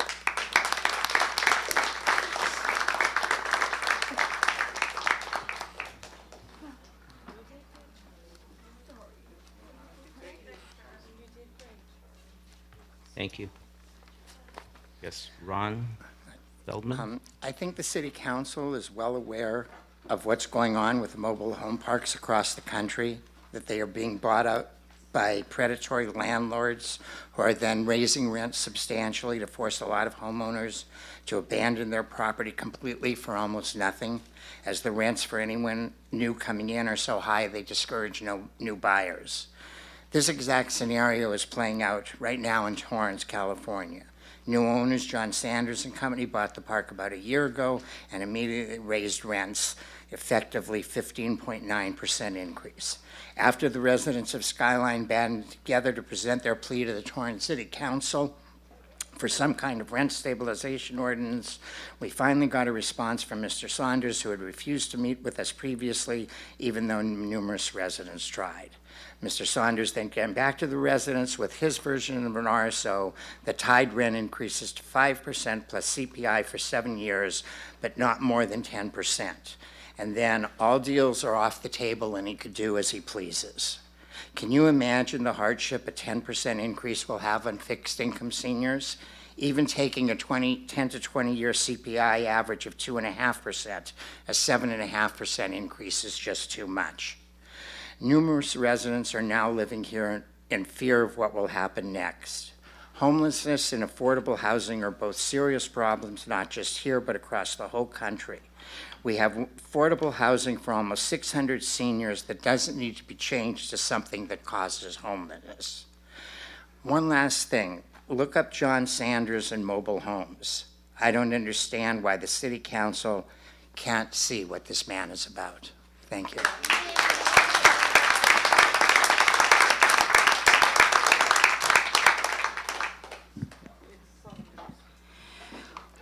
We began the top of this meeting with the Lord's Prayer, calling upon our empathy and brotherhood and unity. We are calling upon council today to help thousands of people continue to be functioning citizens of society instead of contributing to the displacement and homelessness of Torrance seniors. We must do everything we can to keep respectable Torrance citizens in their homes. Thank you.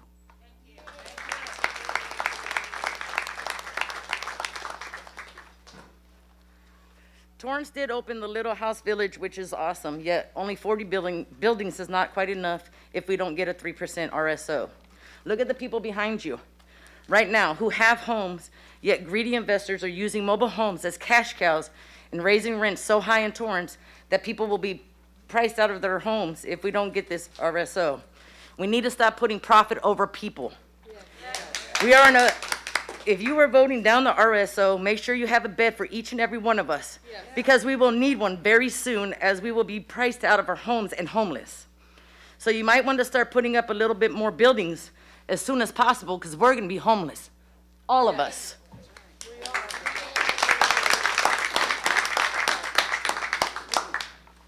Okay. Good evening, Mayor and City Council members. My name is Mary Jo Baratich.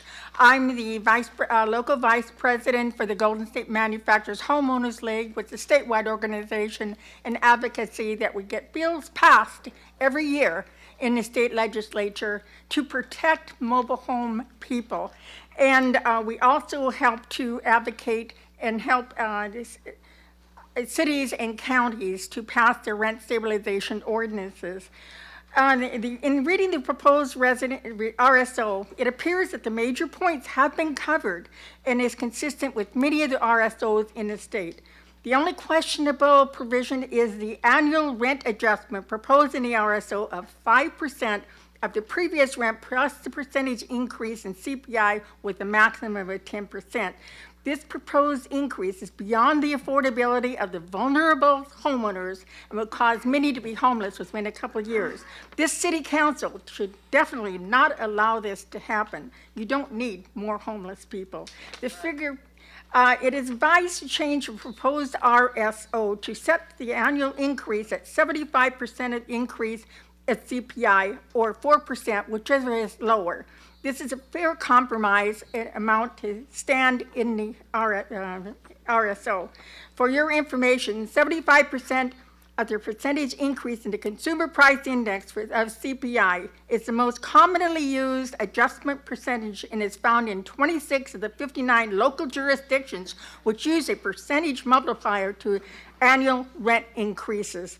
And thank you for all the work you and the Community Development Director, Michelle Ramirez, have done in researching and developing this rent stabilization ordinance. Thank you.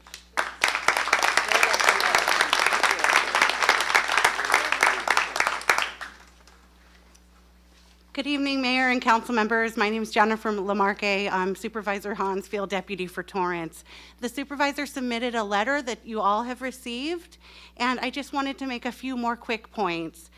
She understands that the rent stabilization ordinance is based on the state legislation, AB 1482, but that was designed for apartment tenants and not for mobile homeowners. The supervisor would urge you not to adopt the RSO tonight and to consider modeling an RSO off what the county did in the unincorporated areas in 2020. It would really be a better deal for your residents, and our office stands ready to assist however we can. Thank you.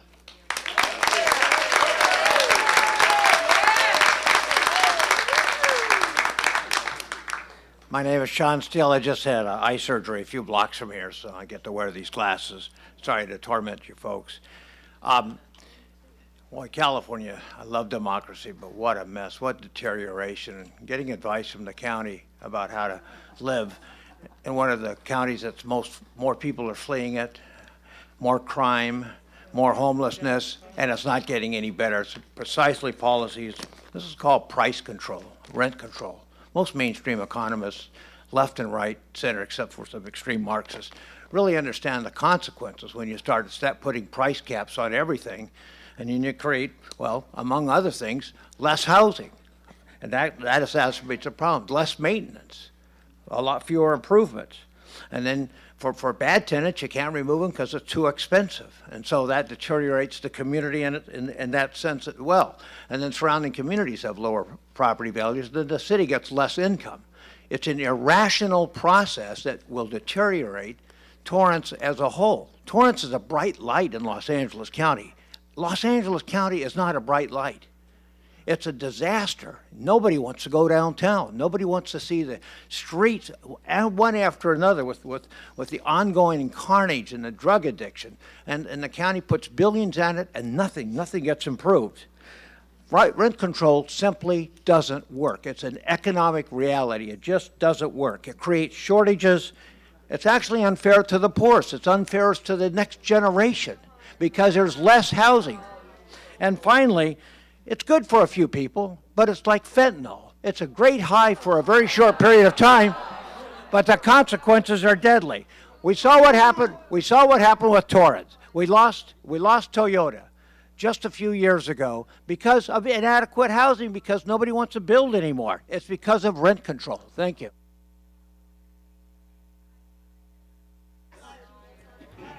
Okay, before the next gentleman speaks, I'm going to ask the audience to please allow the speaker to speak so we can hear.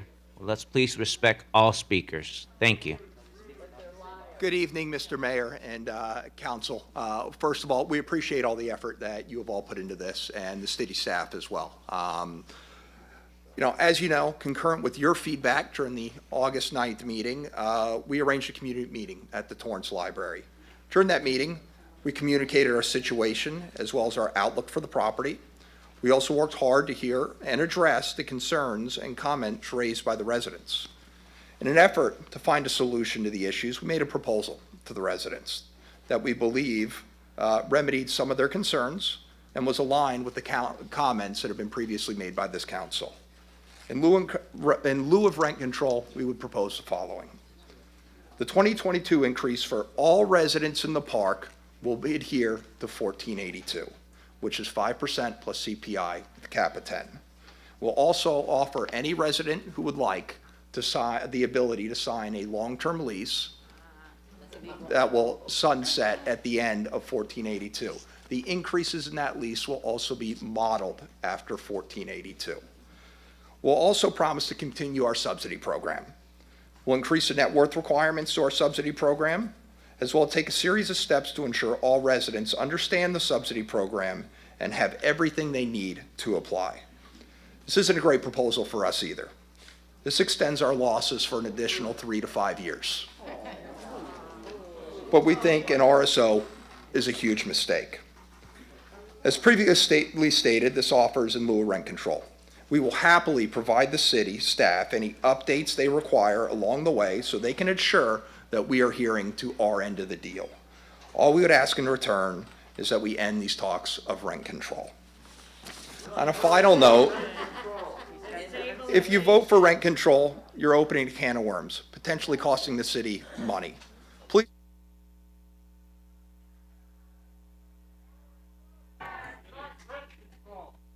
Stabilization, not rent control. If you bought a place at Okay, a loss, next speaker.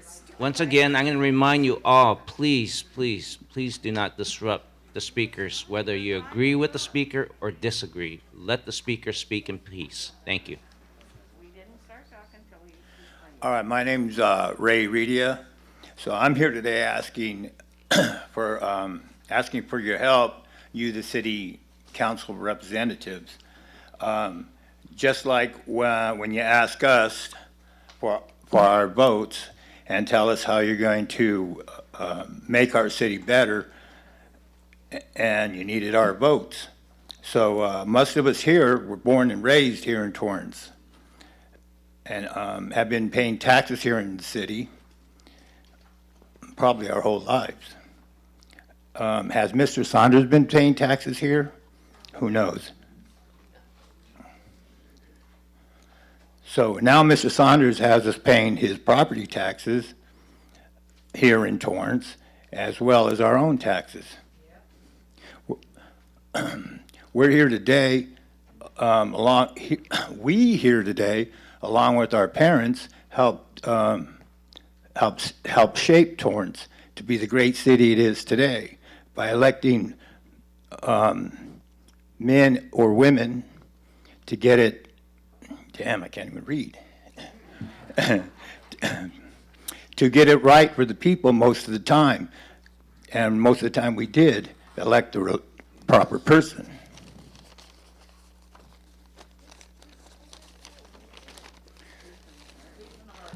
So please, City Council, show the people of Torrance, as well as the entire state of California, that Torrance and its leaders care about its silver-haired community.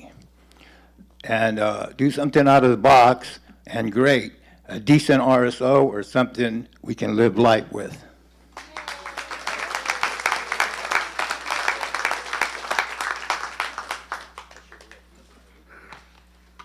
Hi, my name is Sally Osborne, and I did speak before you on the last council meeting. We had an opportunity to talk, at which time I told you my horrible tale of my perfect retirement with Torrance Unified School District Special Education I'd planned, and then it was totally thwarted by the ruthless practices of the Saunders Group.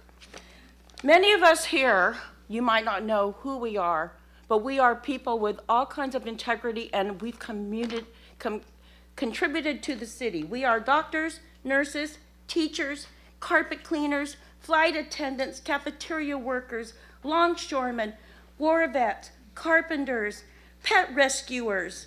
We are everything our community needs, and we have done nothing but contribute. I myself was a notary for this city for years, not for any gain for myself, but to give to this community. And let's see, oh, and here's something. The Superior Court of California thinks I'm adequate to serve here at the Torrance Courthouse this month as a juror, because we are essential people. We're not just a bunch of gray-haired seniors that need to be ignored. I mean, we actually are acting citizens in this city. And let's see. Oh, do the homeless do jury duty? I want to plant that thought. I'm like, well, if I was homeless, which I might be next year, will I get summoned for jury duty? I mean, what's going on? We are so essential to this community. We have all given so much. I'm a school teacher, a notary, everything. I've done my best. And now I'm getting screwed over by Saunders? Some person that's going around trampling old people? It's just not right. You guys got to help us. You know, okay, my final thing is,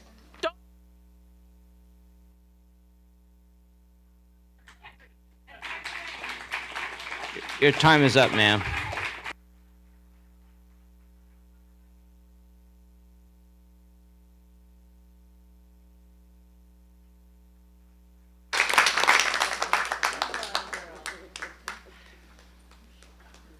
Thank you.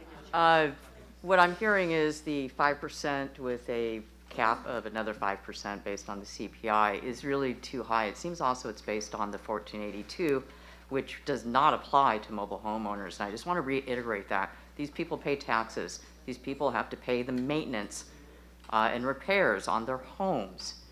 And most of them are living on Social Security, which we all know does not increase at that rate. So basing it on 1482 is not realistic for these communities. These people have been a part of your community for decades, before some of you were even born. They were important here. They are important here. You will be one of them. You know people who are in these positions. Don't be afraid of these lawsuits. Lawsuits are there to bring out what is right and what is wrong. We need something better for our mobile home communities. The reason why these people bought mobile homes is because they could not afford the increase that happened to all the regular homes. I was born here. My family was able to afford to purchase a home at some point in the 70s.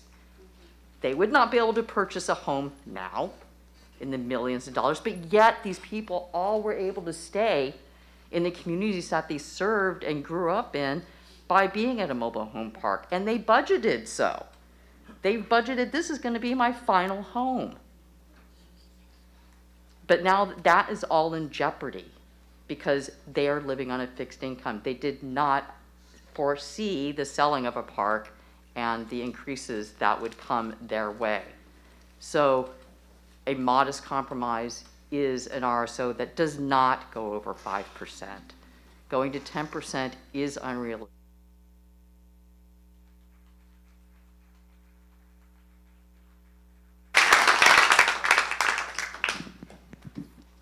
Good evening, Honorable Mayor and City Council members. I'd like to make an illustration as far as affordability of mobile home parks. There's something called the 30% rule. Basically, 30% rule says your housing cost should not exceed 30% of your salary. Base rent average at Skyline is about $1,300, for example. Based on the 30% rule, you have to make a salary of $52,000 to afford a base rent of $1,300. If we go by the proposal of a 5% plus CPI, by 2030, base rent of a mobile home that's average in Skyline will be $2,372. If you calculate by the 30% rule, that means in order to afford a base rent of $2,372, your salary has to be $94,880. The average salary in Torrance is $56,092 to $80,000. In other words, if you had an average salary in 2030, there's a good chance you could not afford to have a mobile home in Skyline. What's more reasonable is to follow AB 978 and have a 3% increase plus CPI to a maximum of 5%. I recommend the City Council approve a rent stabilization ordinance more like AB 978.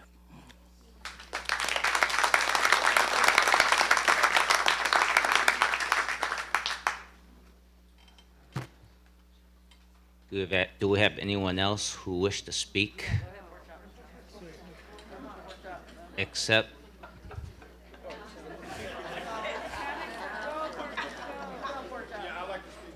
Hello everyone, it's pork chop time again. I don't want to repeat the people in front of me or behind me, but here is a is this on? Okay. Here is a different angle I can make a curve with. Here is Janice Hahn, and she provided a tons of money to our city and other agencies for the homeless. And America is a great country because it protects their children, the elderly, their 5150 people, the homeless, okay? So grab your calculator and put in $3 million you spent on the homeless shelter here, the tiny village. Now, if you divided that by 40, it comes up to $75,000 you're spending on homeless. But what is the help here for the senior citizens? These people worked, these people saved up, these people bought their house, they did everything right. They did not hang out on the street using drugs. Those people you moved in to the tiny village, your success story on your cable channel, the dude sitting there and banging his guitar in the middle of the day. In the middle of the day, instead of looking for a job. That's what who you pay? The American taxpayers, with the leader of Janice Hahn, $75,000 a year for a private program. For a private program. You have those people, and good for them. I want to move there and play my guitar. But I don't know if these people have a guitar. Do they have a guitar?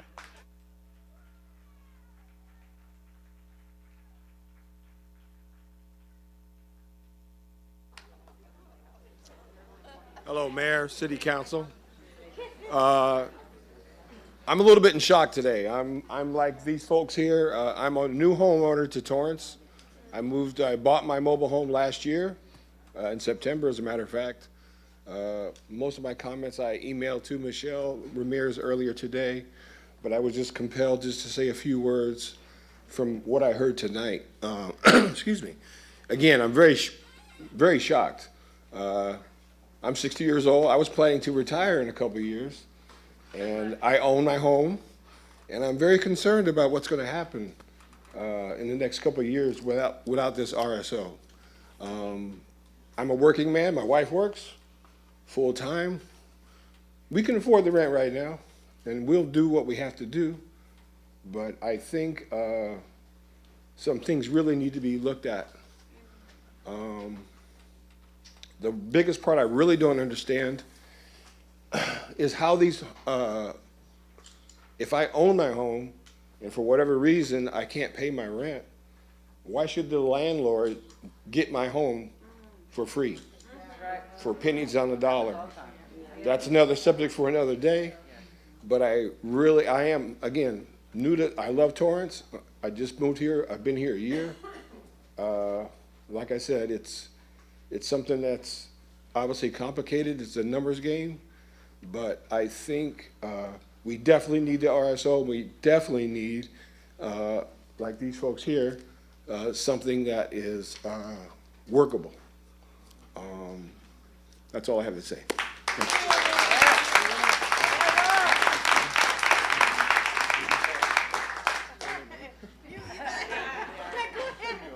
I was just going to say I didn't get the memo about the white shirt. It's okay. We didn't get the memo either. Anyone else? I see one. He's coming.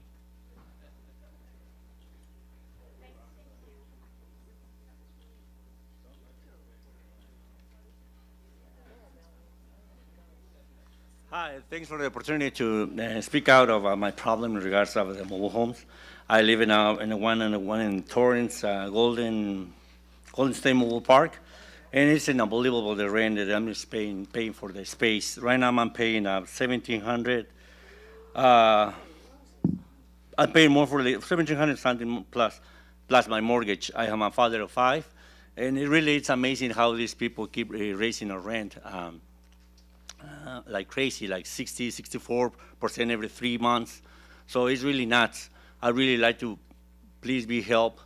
I don't want nothing free, but I know somewhere in my life I might get older and I don't want to be in this shape. But you know, you need to do something in regards of the rent control, because it's really not affordable no more. Sometimes you have too many restrictions, limitations, no parking space, you cannot do something in your home. It's nuts. I mean, you're still renting for something that is not worth it. And if you want to move your trailer, it's more than 15 grand to move to maybe just a 5 mile, whatever it is. You have to pay for the moving of your mobile park. So please, I really encourage you guys, take care of. Do something fair. No, it's people that really cannot really afford. Maybe in the future, we never know. Maybe you be in that chair. Who knows? So please consider this. This is really important. Really help for me as a father, as a community member, and support us for this new change. Thank you. Appreciate it.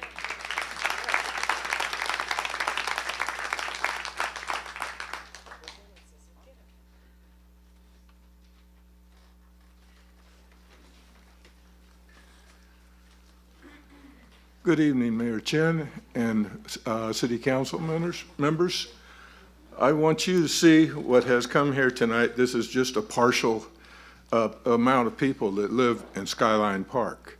We're a product of the greatest generation who saved the world from tyranny, but it didn't do it for greed or people that can manipulate between the cracks of laws. So I'm asking you to be our firewall. We need you. Okay, I know there may be some that go with Mr. Sanders. He purchased the land.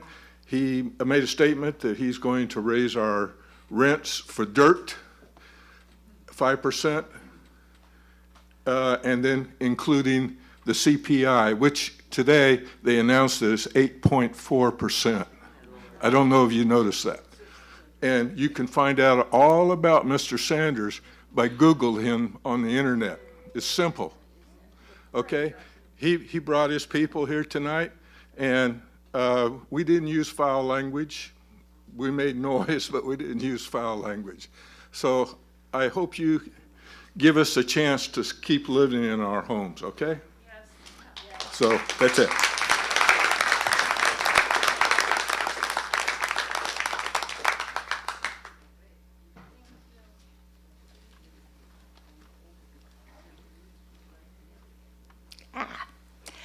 Good evening, ladies and gentlemen. Welcome to the friendly skies of, oops, that's the wrong speech. Let me tell you about the gloom and doom and the dark cloud and the misery and the panic and the fear that we at Skyline Park are living under. We are afraid. We need your help. I was a flight attendant for almost 35 years with United Airlines. They went into bankruptcy. I was so looking forward to my retirement, my pension of $2,600 a month, which I earned and worked for. I get $633. Big disappointment. We need your help. Don't disappoint us again. You have the chance to be heroes. It's not just our little park here, it's the whole nation. You have the golden opportunity to lead the way. You've got the press, you've got the newspapers. You can lead the way to other mobile home parks to stop what Mr. Sanders and his team is doing to us. He did not give us a fair answer when we asked him about moving in families. If they move, I'm a one person, one income, just me. But if he lets the families move in, who knows, 5 or 6 people, kids, there goes the security with the people getting, the children getting injured and killed in the streets with their skateboards and whatever. There come the drug problems. There come the gangs. You've got to help us. We're good voters.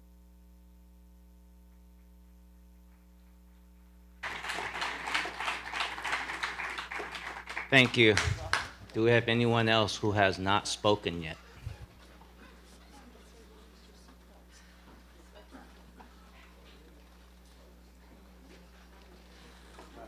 If there is no one else who wishes to be heard, I'll take a motion to close the public hearing.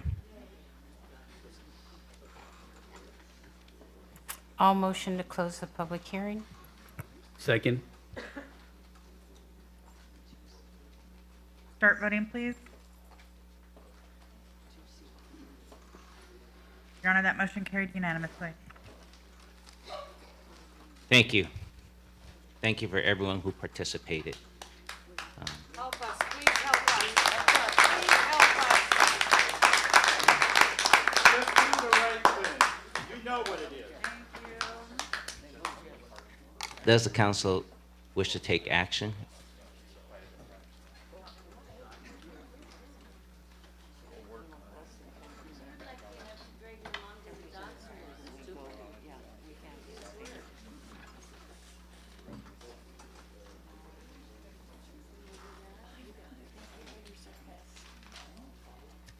Councilman Griffiths? Thank you, Mayor. I want to thank everybody that came out tonight to speak and be concerned about this issue. Regardless of what happens here tonight, I want you to know that I know every one of us up here on the council is very concerned about what's going on. We do care. It's also important that we be fair in what we do, and that's something that's really important, has always been important to me, and fairness is a critical component of what we as council do in our decision making. I did have a couple questions for staff. does the city of Torrance have anything to do with either jury duty or property tax? No, Who controls those? the state. The state controls that? Well, the state controls jury duty and the LA County controls property tax. Be curious to know if the county would be willing to make a reprieve on the giant increase in property tax on the new owners of the park, which is obviously a big reason why there's a discussion of an increase in rent in the first place. I think the numbers that were presented to us in our staff report, just for the property tax increase alone, was over $650,000 a year in increase in property tax. And so the question that I have is how does the owner of the property, irregardless of who it is, how does the owner of the property cover that expense without increasing the rent? And the other thing that I'm concerned about is that when the state passed AB 1482, they provided you with no protection whatsoever from rent increases. None. Zero.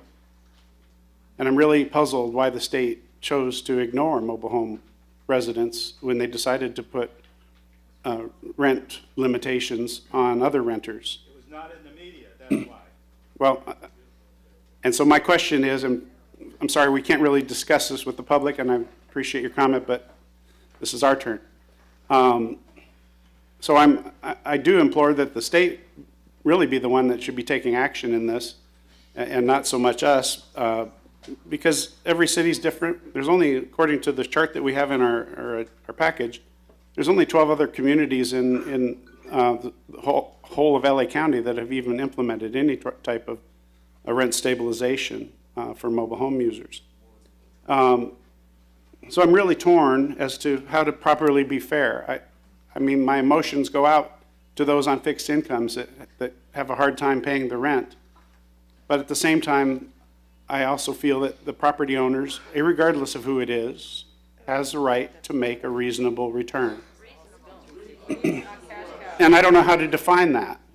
And so that creates the dilemma that I have, is what's a reasonable return that they should be allowed to make? And what's a reasonable limitation that should be provided for a rent increase? And so that's the dilemma that we have. And that's why I've always stood behind what I feel was a fair compromise, was rather than have absolutely no control over rent increases, which is the way the state left it currently, is to treat the mobile home park users at least with some protection as a compromise to follow the 1482. And I know that doesn't make you happy because you want it to be less. And property owners would say, well, that doesn't allow us the flexibility to make a fair return, and so nobody's happy. So I don't know what to do, and I would be anxious to hear what my fellow council members have to say. Consider that he's one vote and you've got all the rest of the votes. We only need 4 votes. Folks, the public hearing from the audience has ended. Now we're coming back to the council, so just please allow us to discuss among ourselves now. Thank you. Councilman Kaji. Thank you, Your Honor. And I wanted to thank our Community Development Director for her staff and their diligence in acting on behalf of the council to create this rent stabilization ordinance draft. Going back to when this, after I assumed office and this issue came before myself, I did direct a question to you regarding property taxes. And so I'm very happy that our supervisor, Han, is here in the audience tonight. And I think my fellow council member, Mr. Griffith, also touched on the issue of property taxes. While I do, as I've been looking at the,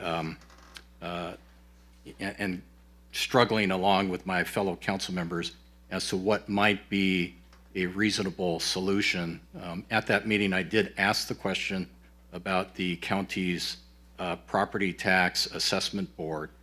And I believe at that time you mentioned to me that it would require action by the property owner to approach the county and to seek a reassessment.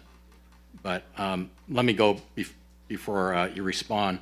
I think in this instance, given that we have a group of seniors who, to me, are in need of protection, I do look at the transaction, and the most significant cost in the transaction or pass-throughs to the residents is property tax.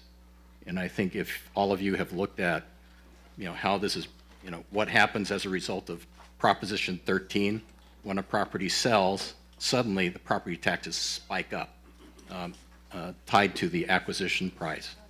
So as I've been struggling over this and trying to look at what might be a solution, I would also seek the guidance of the supervisor and the county to see if perhaps there might be some type of restructuring of the property tax, where the property tax on the first year is adjusted, but let's say it's projected out over a period of 10 years, where the property tax is slowly increased, going out 10 years to where it ends up at the current level where it's at now. And I suggest that as a possibility because I think since we have all parties here, both with the city, also with the county, I think I would hope that we could all work together in finding a reasonable solution. But I wanted to offer that tonight, since I too have been struggling with this and trying to find what would be the best workable solution between you as a homeowners, ownership, us here in the city. So, thank you.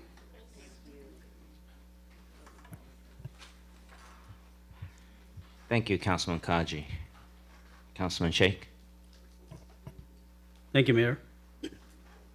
There's never a dull moment in this position, right? First off, I want to thank you, our staff. I think they did a great job in preparing all these documents, coordinating with the owner for the centers and also for the residents. I think they went over and beyond what they were supposed to be given task, but they did a great job. I want to thank every single one. Also, I want to thank our landlords, Mr. Saunders and his team. I think they had a couple of discussion with the group and also with us. But here are the facts.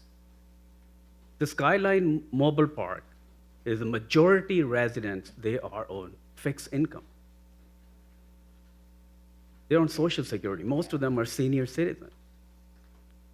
COLA, the cost of living adjustment from Social Security, is 5.9% this year.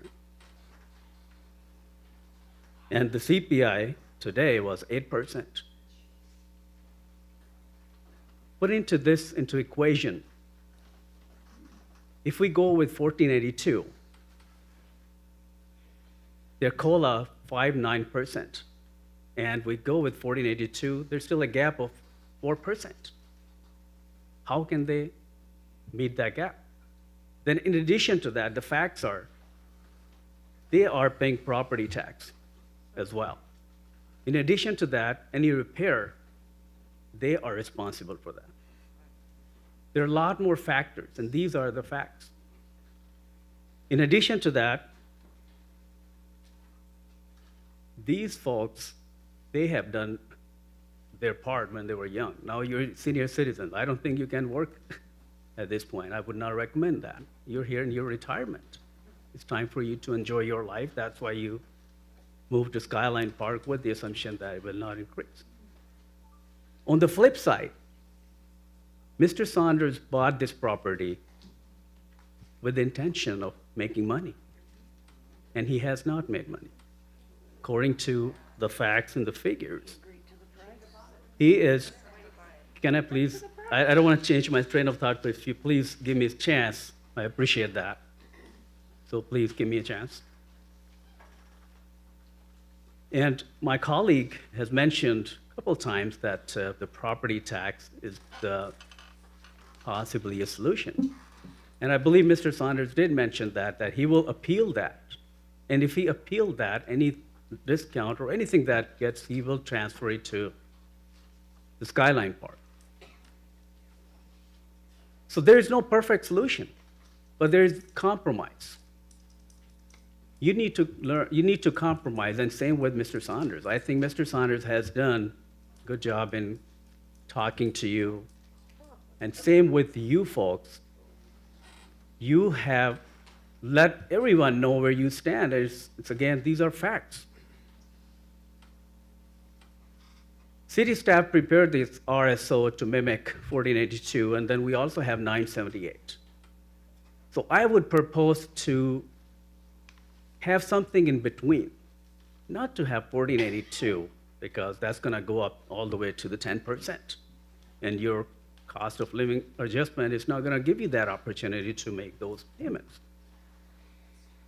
And if we go with 978, it's 3% with 5% cap. That's not fair with the Saunders. He will never get his money back.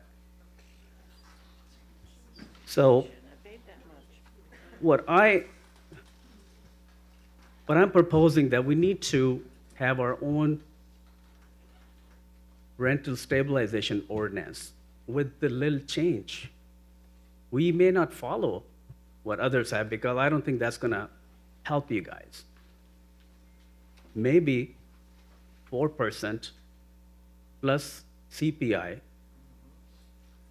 that will not go over and beyond your living means. In addition to that, there are some sections, there are some clause within the RSO that I do not agree. The clause one of them is a vacancy control, section 471060 G2.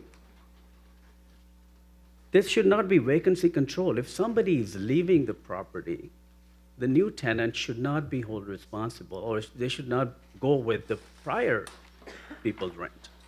I do not agree with this section. If somebody moves, the new tenant comes, Saunders should charge them the rent based on the market value. It won't impact you guys. Can I please, thank you, please, so. So again, it's a compromise.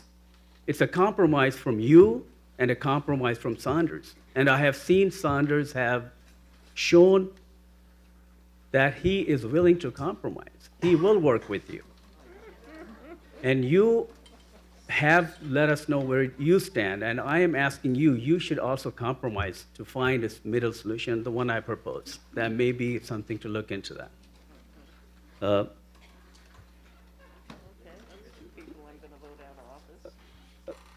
Additionally, I think if we have something in place that will let the future investors know what are they dealing with. And that is very important. If they are blindsided, it's not fair with them. Well, if you're not going to let me speak, so you can go ahead, but that's not professional. If I'm keep on changing my train of thought, so please let me say a few words. I appreciate it. Going back to the compromise, this is important. Even in family, you learn how to compromise things. You cannot have everything on your way. Same thing with Mr. Saunders and his team. They cannot have everything on the way. This is a very tough situation. And you and I would need to work together to make this happen for your favor and for Mr. Saunders' favor. My question to our city staff is that if there's any city, any ordinance we pass today, will that benefit this community, or will that be only going forward? If the ordinance was passed as written today, it has an effective date of today. So it would affect from this point forward. Will that benefit them? Because they already have contracted the sign. Mr. Saunders have purchased the property. They already given them the, whatever agreement they have. So rental stable ordinance will not help them. Is that correct? Am I reading? It will correct? not help them with the rent increase that they have received in the past. They're receiving, okay, okay. Well, thank you, that's all I have to say. Again, I'm gonna close with saying that we need to compromise both parties, and this can be done with little proposal that I have. Thank you so much. Thank you, Councilman Sheikh. And as Councilman Sheikh repeatedly said before Councilman Matucci speaks, please let each of the speakers speak. We all had a chance. We gave everybody a chance. Let's allow the next speaker speak. You may not agree with everything, but at least let's respect the speaker. Councilman Matucci, you're up. Thank you, Mayor.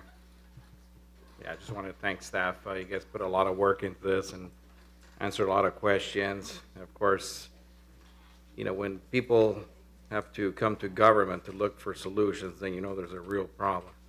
Yeah. But I understand everyone's pain and what they're going through. So don't think that I don't understand what you're going through. I've gone it through myself in my own personal life. But having said that, I do believe that the owners came with a reasonable proposal.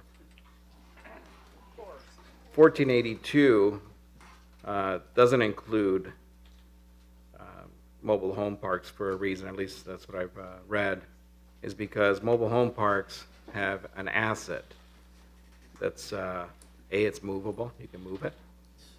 It gains value, it depreciates.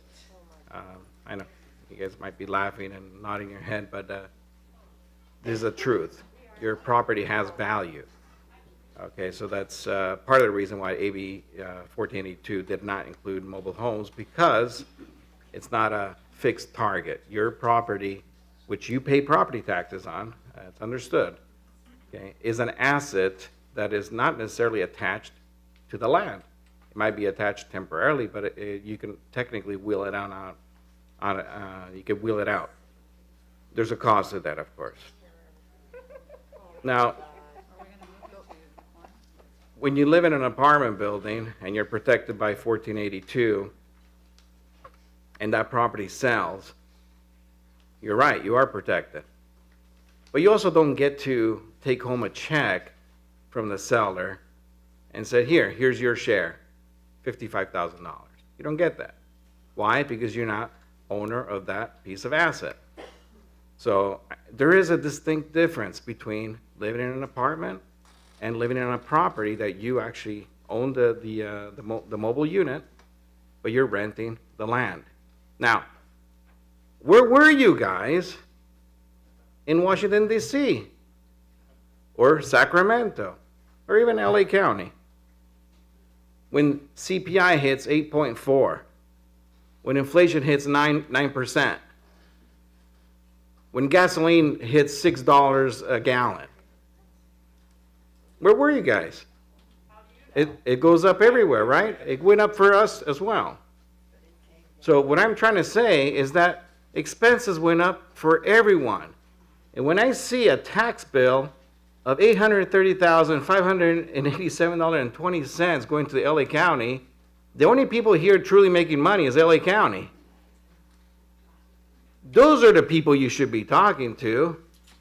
Those are the people you should be asking for rent subsidies. If you truly can't afford to rent, follow the money. Ask Janice Hahn to come up with a bill or a motion to put it on the ballot, a ballot measure that we can all vote on that would help you guys with your rent. Why do we have to go and pick in the pockets of the owners that spent $67 million to buy a piece of land? That's what we're doing. We're asking them to pay. Why don't we ask them to pay? That's what I'm saying.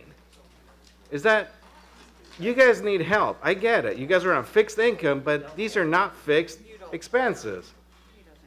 If they were both fixed, if your income and the expenses of owning and operating this place was fixed, they're both fixed, then yes, I agree. Rent control. You can control the rent because they're both fixed amounts. But when I see on page 62, $830,000 going to the county.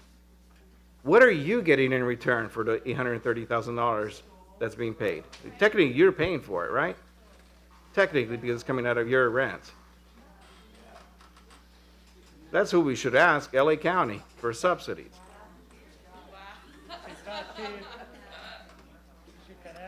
Government oversight. Are we going to be the governing body that's going to check on every lease between a landlord and a tenant? I don't think so. I don't want to be that body. I don't want to be the governing board, because you may not like the decisions of the next council and the council after that. Look, if the inflation was down at 3%, there's a good chance your rents wouldn't be going up. If the property value wasn't as high as they are today, your property rents wouldn't be going up. But when you sold your property, and I know because I've shown property in your complex. When you sold your properties for $300,000, $400,000, I've seen those. I've actually shown those places. Okay, it was okay to pocket that money. It was okay to make profit at that time, and that's great. That's called the American dream. You made money on your investment. You bought it for $30,000, sold it for $300,000. God bless you. Okay, but when a property owner comes in and spends $67 million to buy a piece of land to make money, that's their business. We have to look at it this way. Which $67.7 million was the purchase value? Who's actually making the big chunk of money? LA County. LA County is making the big chunk of money. LA County did not invest $67 million. The Saunders Group invested $67 million. They have a right, just like any other business owner, to make a profit. Now, well, in a communist country, we don't have profit, okay? This is a capitalist country. So far as I know, people are allowed to buy, just like you're allowed to buy your home for $100,000 20 years ago and sell it for $350,000. You're allowed to do that. You're allowed to do that. I'm not here to argue. I'm not here to argue. Let's let the Councilman Tucci finish. Some of these are rhetorical questions, comments, so let him complete his thoughts, please. I am in support of what they offered. I think it's a fair offer. Marrying the AB 1482. I'm not in favor of our council or any council coming up with rent stabilization that actually controls what? It's going to control just a small pool, and it's going to drive prices up, just like it's driven anywhere that you see rent stabilization ordinances. The landlords, if they didn't think about giving an increase, they will. That's all I have to say, is that the increases will come year after year when you put together a system that puts a limit on it. Trust me, they'll take that limit. Thank you. Thank you, Councilman Tucci, and thank you for council members. I'll share a little bit of some of the thoughts that I've heard and give some of my colleagues some time to see if they have any other comments. Respectfully, we all heard feelings and comments, and we've heard the threats of voters. We hear everything. We hear, and the emotion is the hardest part. Is trying to make sure that we take into account the emotions. Some of us on the dais here are also senior citizens, fixed income as well. But I think one thing that really touches a lot of folks and works on the people's emotion is the fear of, if something doesn't happen, we'll become homeless. I think my understanding, at least when I was at the briefing at the library, which maybe many of you attended, I think at first the Saunders group offered the 1482 for 5 years, I believe. That's where it first time started out. And then it was asked, can you increase that to 7 years, I believe. And like Councilman Shake said, I think he was actually there, and then there was some compromise there to stretch it to 7 years, because you know, it was requested because that's really the end date of 1482. And then for those who really can't afford what's put on the table, I believe there was a subsidy program that maybe hasn't been really discussed much tonight. And at least the way I understand it is based on need, individual need, that Mr. Saunders would subsidize it out of his own pockets, not coming out of the company's own pocket, based on need, so that no one goes on the streets. I believe I heard that correctly. I'm seeing the nod there, and if any of my colleagues heard something different, you can correct me later. So at least there's some leaning forward to try to work with the community. It's, of course, I believe no one believes any solution on the table is a perfect solution. But I think we're all trying to make something that's workable. I believe the property owners has leaned forward and offer something that was originally suggested, something like a 1482. And 1482, stretch it for 5 years to 10 years, 7 years, cap it at 10, but if you cannot pay for it, you can actually ask for the subsidy. I think, I thought that was a generous offer. I don't think I would agree in principle that I really don't think our city should be in this situation. I think the property owner and the residents have met, and there's nothing else that's better we can do. The only other option here on the table is one mentioned by Councilman Kaji, is if there's a property tax relief, that's it's out of the box thinking, but as property owners who paid, I see the same number that Councilman Tucci sees, $830,000 of property tax, and I hear the feedback. It sounds like really no one cares if the property owner loses money, but I think we should care, just like we care for each person here, right? So He knew what he was buying. that is my thought for now. I'm going to wait to see if any of my council member want to take action.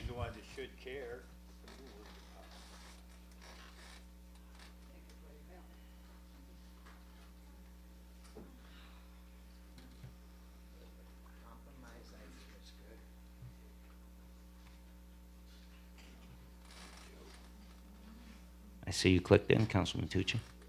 Yes, Mayor. I'd like to move that we don't take any action tonight and not vote on a resolution for rent stabilization.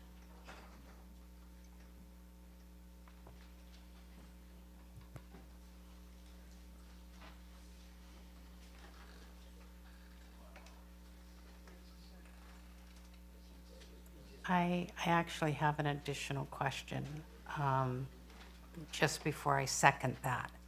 I would like, how do we get assurance that the property owner is going to fulfill his promises? If I could suggest, you could have it returned back for a report in X number of days and see whatever reasonable time you think it is for the property owner to deliver on that, and then come back with a report to council. So, Councilmember Matucci, would you reword your? Yeah, well. If I may, Chair? Yeah.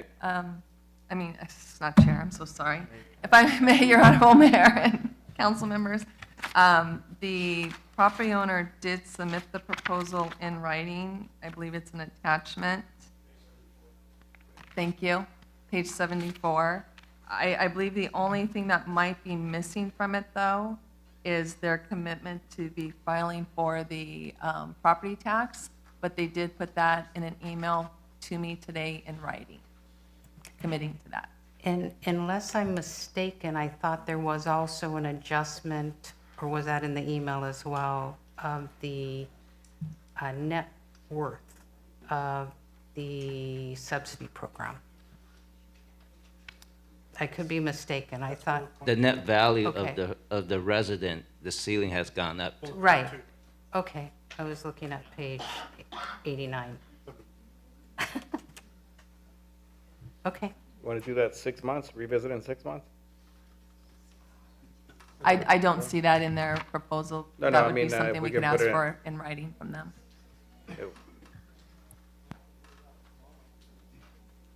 6 months Or sooner? or sooner? 6 months, yeah, no later than 6 months, if they want to come back. And of course, the residents can always contact us if there's issues that we, May I make a comment? we don't want to become the police, you know. Your Honorable Mayor, council members, it actually is on page, it's on page, in there. What page is that? 74? Page 52 Oh, 50. on the top, where it says they'll increase it to $100,000. I believe that's what you're referring to. Yes, it is in the proposal. Mayor, Adam Chaparro, City Manager, we can request the ownership to submit a formal, to the city, self-stipulation, which states the terms, which we can bring for your honorable body's consideration to make that as part of the official record, if you so choose, within a time frame that you direct staff. I say within 6 months, if they can come back, let us know how things are going, and hopefully, you know, they'll do what's fair and what they said they're gonna do. Based on the discussion and how I've been hearing the response from the dais here, I think that's reasonable. But before Councilman Tucci, I know he already has a motion, and Councilwoman Kalani has a second there. I see some comments being clicked in, and Well, I think Kalani wanted us to add the 6 months to come back, right? Did I get you right? That's correct. I just want to make sure it's implemented as promised. As promised. As promised on page 70, was it 74? I just want to go on record saying the page number so I can go back to it. Yeah, 74, where our proposal page.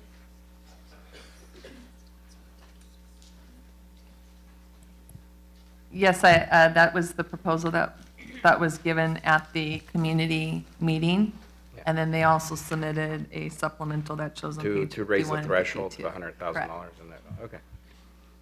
Well, that's my motion. I know we have a motion and a second, and I'm gonna go a little out of ordinary again. At least I want to at least give my council member a chance to speak before the vote, if that's okay. Go ahead, Councilman Griffith. Okay. Yeah. Yeah, thank you. I too am inclined to lean in the direction of allowing the property owner to carry out the proposal, which I believe is a reasonably fair proposal. Obviously, not all parties will be happy, but I think 6 months to wait to find out if it's been implemented is a little too long. I would be much more supportive if it was in a 60-day return, to know that they've made the progress, and with the option to then return to an RSO if they haven't made the sufficient progress. Absolutely, I think that sounds fair. I'd be in favor of that. 60 days, come back within 60 days, make sure that page 74 is implemented and the promises of raising the threshold is also met. And to extend the date of the leases to the expiration of 1482 being January 1, 2030. 2030, yes. Right, I think that was already in the proposal. Just want to make sure those were clear.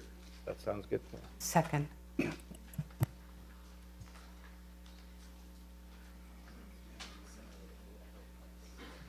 Start voting, please.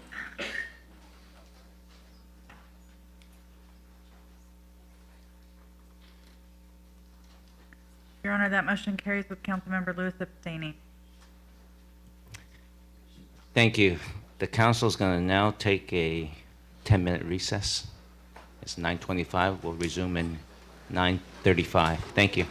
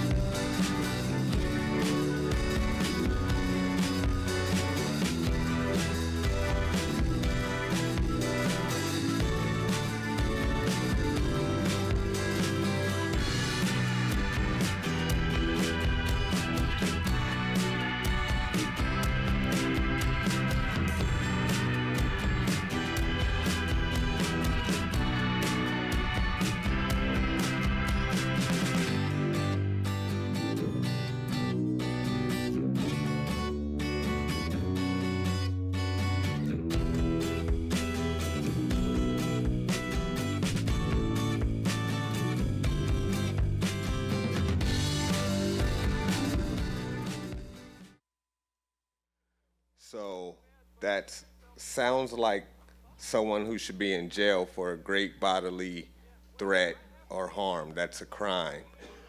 I would like him arrested for that. I tried to talk to Jeremiah. I tried to talk to Marino and every single other person in that police department. And they hang up on you and they laugh at you. Do something about it.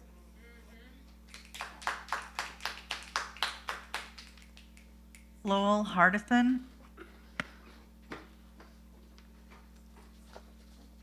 I've got some handouts here if somebody wants to do the 50-yard dash here. Thank you. Well, deja vu. Lowell Hardison, 236th Street, Southeast Torrance. Mayor, City Council, and staff. A little free library at Sir La Brea Park has been installed near the children's play area and stocked with children's books. It's recycling an average of 15 free books a week. We went operational in April, working with John LaRock, Community Services Department, Library Commission, Parks and Rec Commission. My reason for being here this evening is to encourage each council member to visit, establish a similar one in your district. I'm available to support your efforts.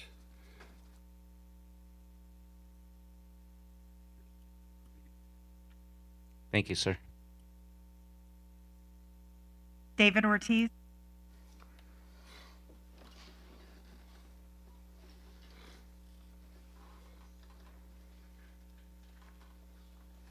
Dana Berman.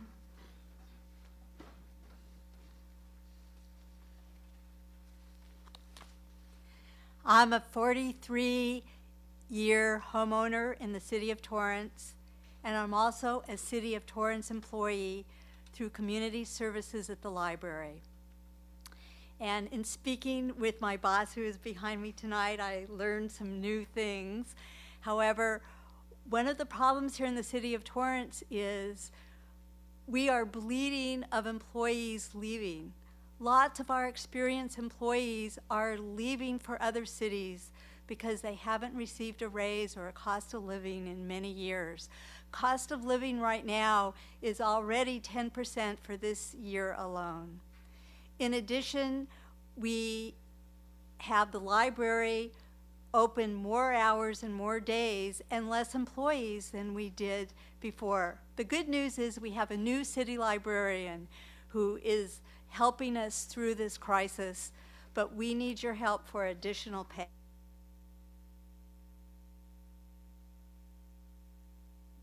Julia.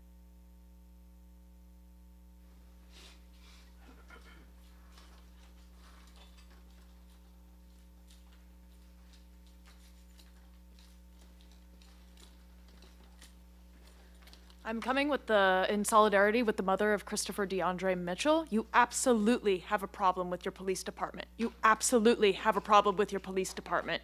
You talk about how the county, you're putting all of your jobs out onto the county, but you have spent more than $10 million on lawsuits of taxpayers in the city of Torrance on police misconduct. 30 officers. Still, what has happened with all of the officers sending racist messages and emails? I cannot believe this. You continue to do nothing. Mayor Chen, you want to be different? Maybe actually do something for the citizens of Torrance. Maybe actually we've been here for 3 years. You still have people coming in talking about how they are being abused by your police department. Nothing has happened. You want to talk about National Preparedness Month? Maybe actually prevent injury and harm when you can fire the officers who continue to kill your constituent.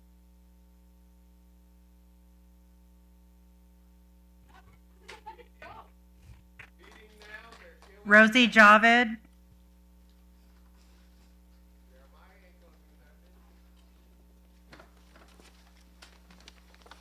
Thank you, Mayor and City Council and staff. Rosie Javed, Chair of this year's Library Commission. I just wanted to take the moment to invite each and every one of you to our long-awaited grand opening of the El Retiro Library. and that's going to be coming up this Saturday from 12 to 3 p.m. There will be entertainment for kids, a magician, and music, and just a reopening of a long-awaited corner of our neighborhood where everyone can come and enjoy, and everyone can just appreciate our library system. And also a huge thank you to our brand new city librarian, who has done a wonderful job in steering everything that has been happening in terms of employee relations. Thank you. With our flyers, so thank you so much. Ed Nagai.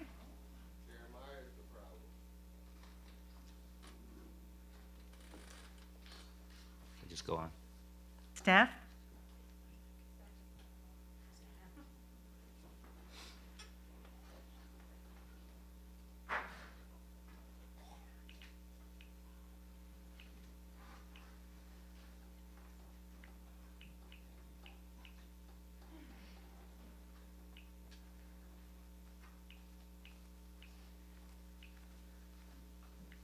So like the people with me, we've been coming for 3 years now, 3.5 years, advocating for the family of Christopher DeAndre Mitchell. You've yet to do anything for him in his memory, for his family. The people who killed him, Anthony Chavez, Brian Kawamoto, Matthew Concannon, are still on the force. They're still doing their thing, along with all the other people who make racist comments, who I've watched beat people in these very chambers.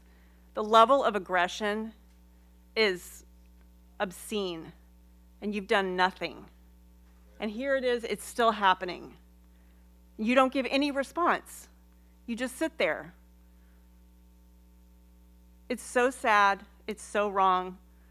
I can't believe we have to come back here, establish a civilian oversight committee, and fire the officers who killed Christopher DeAndre Mitchell.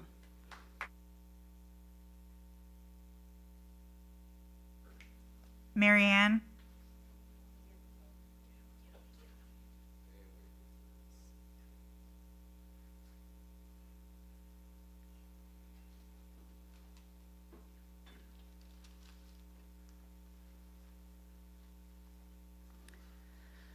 So yet again, 3.5 years that we are here, and again, folks are forced to come here and sit through these long meetings to get 60 seconds to tell you about the Torrance police accosting them, threatening them, and have to come here to ask you to arrest that officer.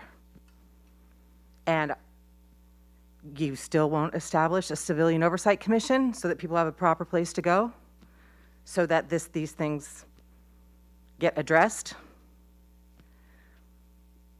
You know, you just feel like you don't want to address them. I mean, that just feels very transparent to me after 3.5 years of looking at this kind of deadpan. Fire the officers, establish a civilian oversight commission. Thank you. Gina.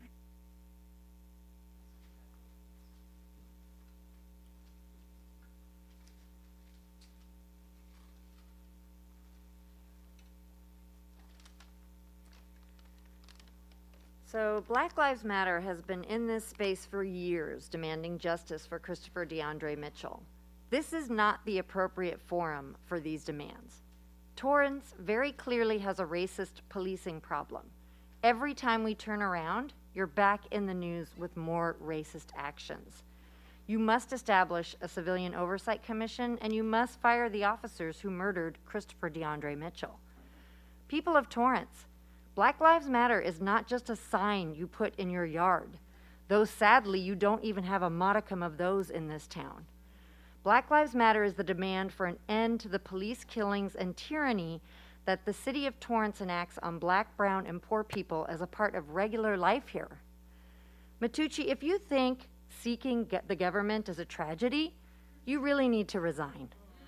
It was totally fitting that you gave the disaster preparedness proclamation at the beginning of this meeting, because you are the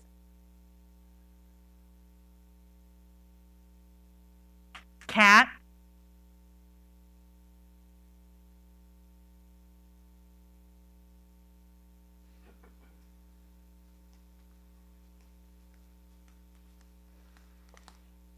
At the beginning of this meeting, you all spoke on some proclamations pertaining to public safety.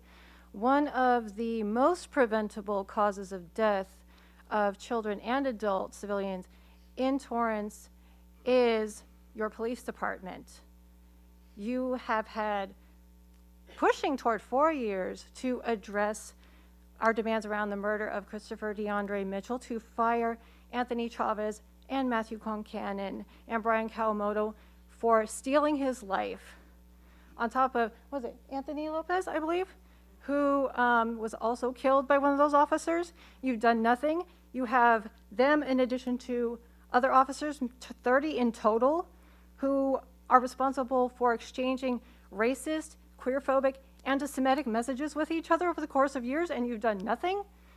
All you have to do is create an independent civilian oversight commission, and you've done nothing.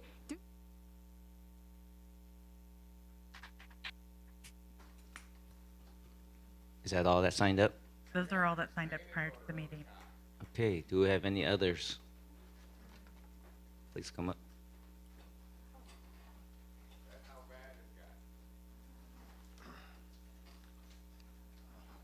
James Henry, excuse me. Am I allowed to make a oral communication on a consent item now? Yes. Okay. Referring to consent item 8B, Public Works expenditure, $148,840. What caused the emergency repair of an 8-inch cast iron water main break on 1740 Crenshaw Boulevard? Of course, you're not going to answer that question. Why does All-American Asphalt monopolize most re-asphalt jobs in the city of Torrance? You're not going to answer that question. Competition is a good thing. It brings down prices. Thank you. Thank you, Mr. Henry. Anyone else?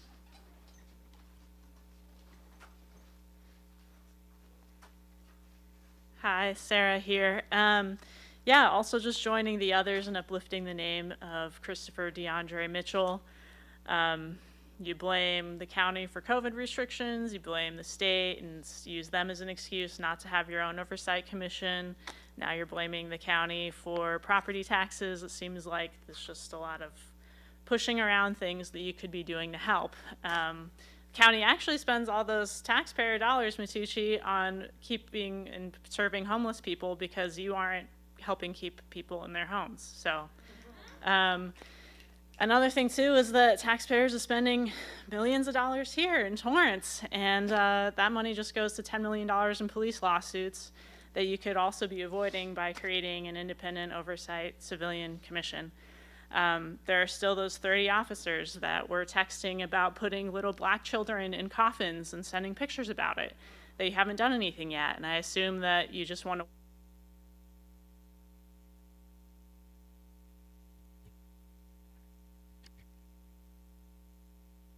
Thank you, and our time is up for oral communications number 1.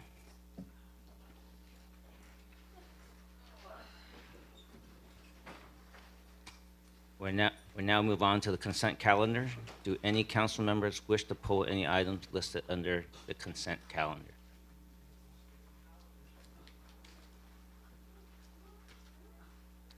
If not, I'll take a motion to approve the consent calendar. So move. Second. Start voting, please.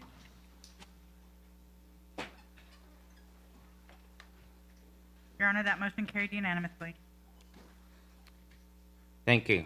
We're now moving to item 9, administrative matters. Item 9A from Public Works. Is there a staff presentation? Good evening, Mayor and members of the City Council. Chuck Scheich with the Public Works Department, and I'll be doing this item. This is a recommendation of the Public Works Director of to City Council to authorize an additional conversion of 1,127.7 acre feet of fiscal 2021-22 unused groundwater pumping rights to carryover storage, and authorize a payment to the Water Replenishment District of Southern California for $444,314 for the additional conversion to storage. This will permit us to use our water rights to a full extent. Actually, over the period of the last 7 years, we have banked about 11,000 acre feet of water rights, which will be used to support our new North Torrance Wellfield project, as well as our Van Ness Wellfield project, which is currently in the advanced planning stage. So this will actually save us about $5.6 million currently.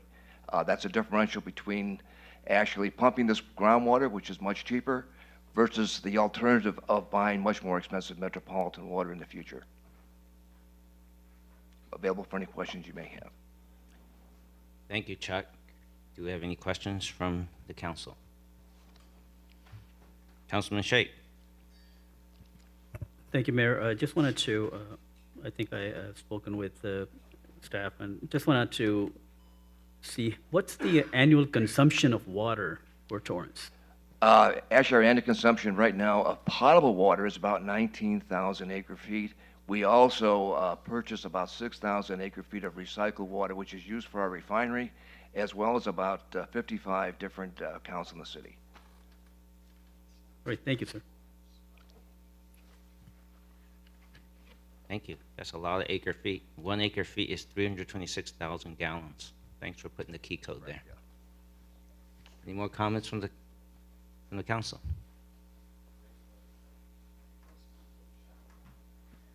I'll take a motion to concur with recommendation of Public Works Director. Oh, my bad. I'm on a speed run right now. Do we have any comments from the public? Except Pork Chop. Oh, no.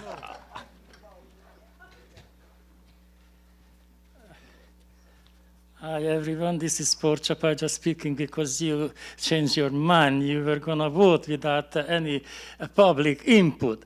But I would like to tell you water is very, very important because we breathe air and then we drink water. And I'm very thirsty already. And be very careful what you do with the water for the future generations, because everything is already poisoned. Our beaches, our oceans, they are full of DDT and other stuff. Thank God they dumped it in the ocean, not in our rivers. They're very smart, these guys. Anyway, and we had sewage spills and everything, you know, just a week ago. So I'm very happy you managing the water, but manage it very well, please. I already not taking showers every second week when I come here.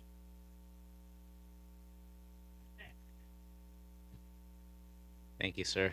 Do we have any more public comments on item 9 alpha? If not, I'll take a motion to concur with recommendation of the Public Works Director.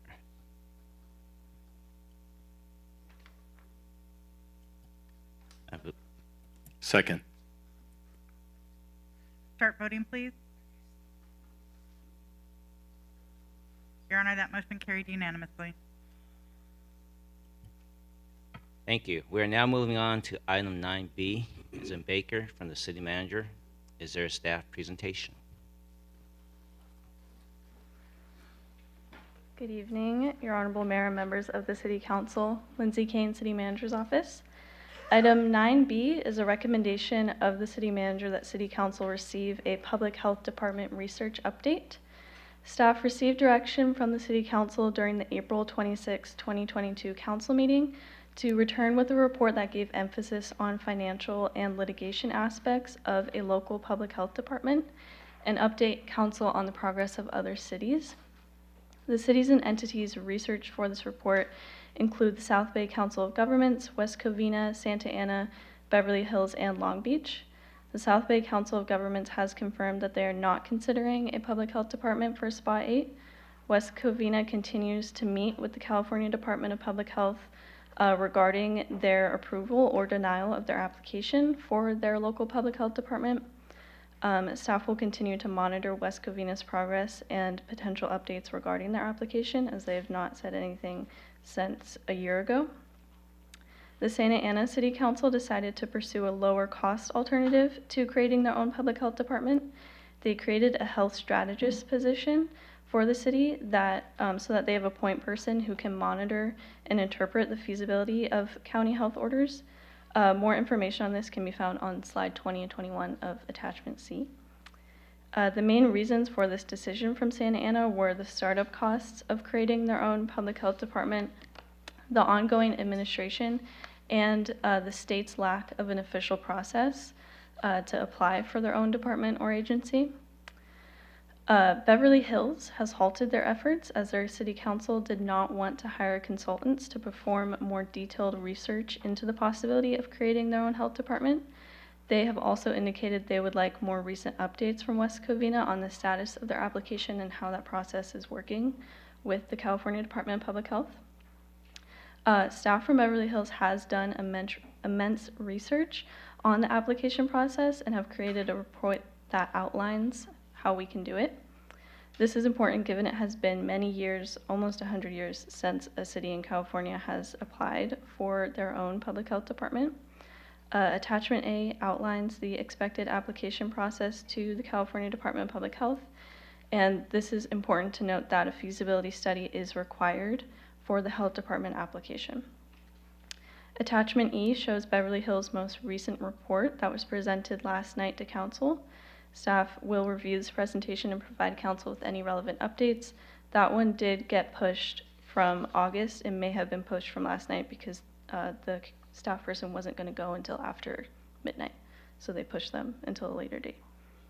Long Beach has yet to provide staff with information on insurance and other aspects of their health department. However, staff has provided some brief information on their budget from their website, including their revenue and itemized expenditures, and that all of that information is on attachment F. Health Management Associates is a consulting firm that specializes in the healthcare industry. They are the recommended they're recommended by the California Department of Public Health for cities that are interested in feasibility and evaluation studies for a potential public health department. A cost estimate based on attachment D shows that Santa Ana awarded a contract with HMA for an amount not to exceed $180,830 for a 1-year contract. Staff contacted HMA and was told that cost really depends on the scope of work involved. They offered to meet with me to discuss contract and pricing options, but I have not yet done that while I wait for their instruction from council. HMA estimated that Santa Ana will have annual health department costs between $19.6 million and $31.5 million. Attachment C clarifies these costs and shows the estimated itemized expenses and revenues. And lastly, another aspect that needs to be considered when reviewing what is needed for a public health department is insurance that protects the city from potential lawsuits and claims relating to medical malpractice. Staff is waiting for further information regarding these insurance types and potential cost estimates. Reliably estimating these costs and costs for other aspects is difficult without knowing the full volume and scope of services that the department would perform. However, based on input from Pasadena, Long Beach, and Beverly Hills, the city would need to place a professional liability policy specific to the doctors, nurses, and services that would be provided. This can be estimated at $150,000 for now, but could be more or less once we have more finalized details. And staff is requesting direction as to how council would like the city to move forward and if consulting services from HMA or another qualified vendor would be of interest. This includes direction on whether staff should meet with HMA to discuss their contract options and pricing. And staff is available for any questions. Thank you. Thank you, Lindsay. Councilman Tucci has a question. Thank you. Thank you for the presentation. Thank you for all the homework. Some great information. I was actually kind of disappointed that some of the cities weren't readily available to share their experience. I really do feel that Torrance doesn't have to reinvent the wheel or even seek a consultant at this point, just because I think the investment and the framework being built by some other communities is something that we could use as a kind of guidelines for the near future. I do want to see if we can, get a little bit more. I mean, I know obviously you guys have been very aggressive trying to get information, but I'm very curious to see the West Covina. It seems to me West Covina is the one that's closest to getting approval, and I think the structure that they're putting together can easily be duplicated in really in any other community, same state, and same county. So I don't think it's going to be that big of a leap. But we do, we have to look at not just the liabilities and everything, but also the potential. Our ability to expand and offer services to surrounding areas, the surrounding communities. Those are something that I'd be very interested in finding out, what the process is of doing that. Of course, that, you have to build it first, right? And also, if we can actually start maybe, digging in for funding, looking for funding. Let's say, I don't know if we want to throw a number out there, but where can we get the funding? Are there grants out there that can help us out, etc. So I think we are going to have to invest some money if we are going to go down this road. But I think in the long run, I think this is going to be very, very beneficial for not just Torrance but the surrounding cities. So I would like for us to not take our foot off the pedal on this one. Thank you. Councilman Sheikh. Thank you, Mayor. A couple of questions on that. Thank you for the presentation. Appreciate it. Very helpful information. A couple of questions. Number one, this analysis, how much, this analysis didn't cost us anything. That was just done in-house, correct? Yeah. And how comparable these cities are as far as the demographics are concerned close to Torrance? Thank you, Councilman. The Santa Ana numbers that I listed, they have a population that's, I think, about 50 to 100,000 more than us. So I would anticipate our expenses would be around the lower end of what HMA estimated for them, because our population is less than Santa Ana's. And that was, their lower end from HMA was 19.6 million. And as far as their health indicators about the city, how they're doing their median, or things like that. Do you have any information on that? Autumn Springs City Manager, Councilman, could you clarify as far as health indicators? So health indicators meaning how many times this is the community they visit or they use the services to. They don't, Santa Ana does not have a health department. They're in a process of determining whether or not they should establish their own health department. We're trying to benchmark to communities as shared by Councilman Matucci, such as Beverly Hills. At some point, Glendale was exploring. West Covina has been the leader in this effort, with working through the state Department of Health in establishing a mechanism to establish. We're just trying to benchmark as far as some of the cost considerations. If I may also clarify, again, thanks, Lindsay, for the amazing research she's done in bringing us this report. Santa Ana's population is double, more than double of Torrance, just to give you a sense. West Covina is about the same as Torrance. When we do this analysis, is that a possibility to also include the pros and cons for doing things like that? I think so. The word, maybe Councilman Matucci can clarify his initial intent once we started exploring this opportunity. It was as a result of the earlier regulatory framework established by LA County, some of their policies related to managing the COVID response. LA County, the Department of Health does more than just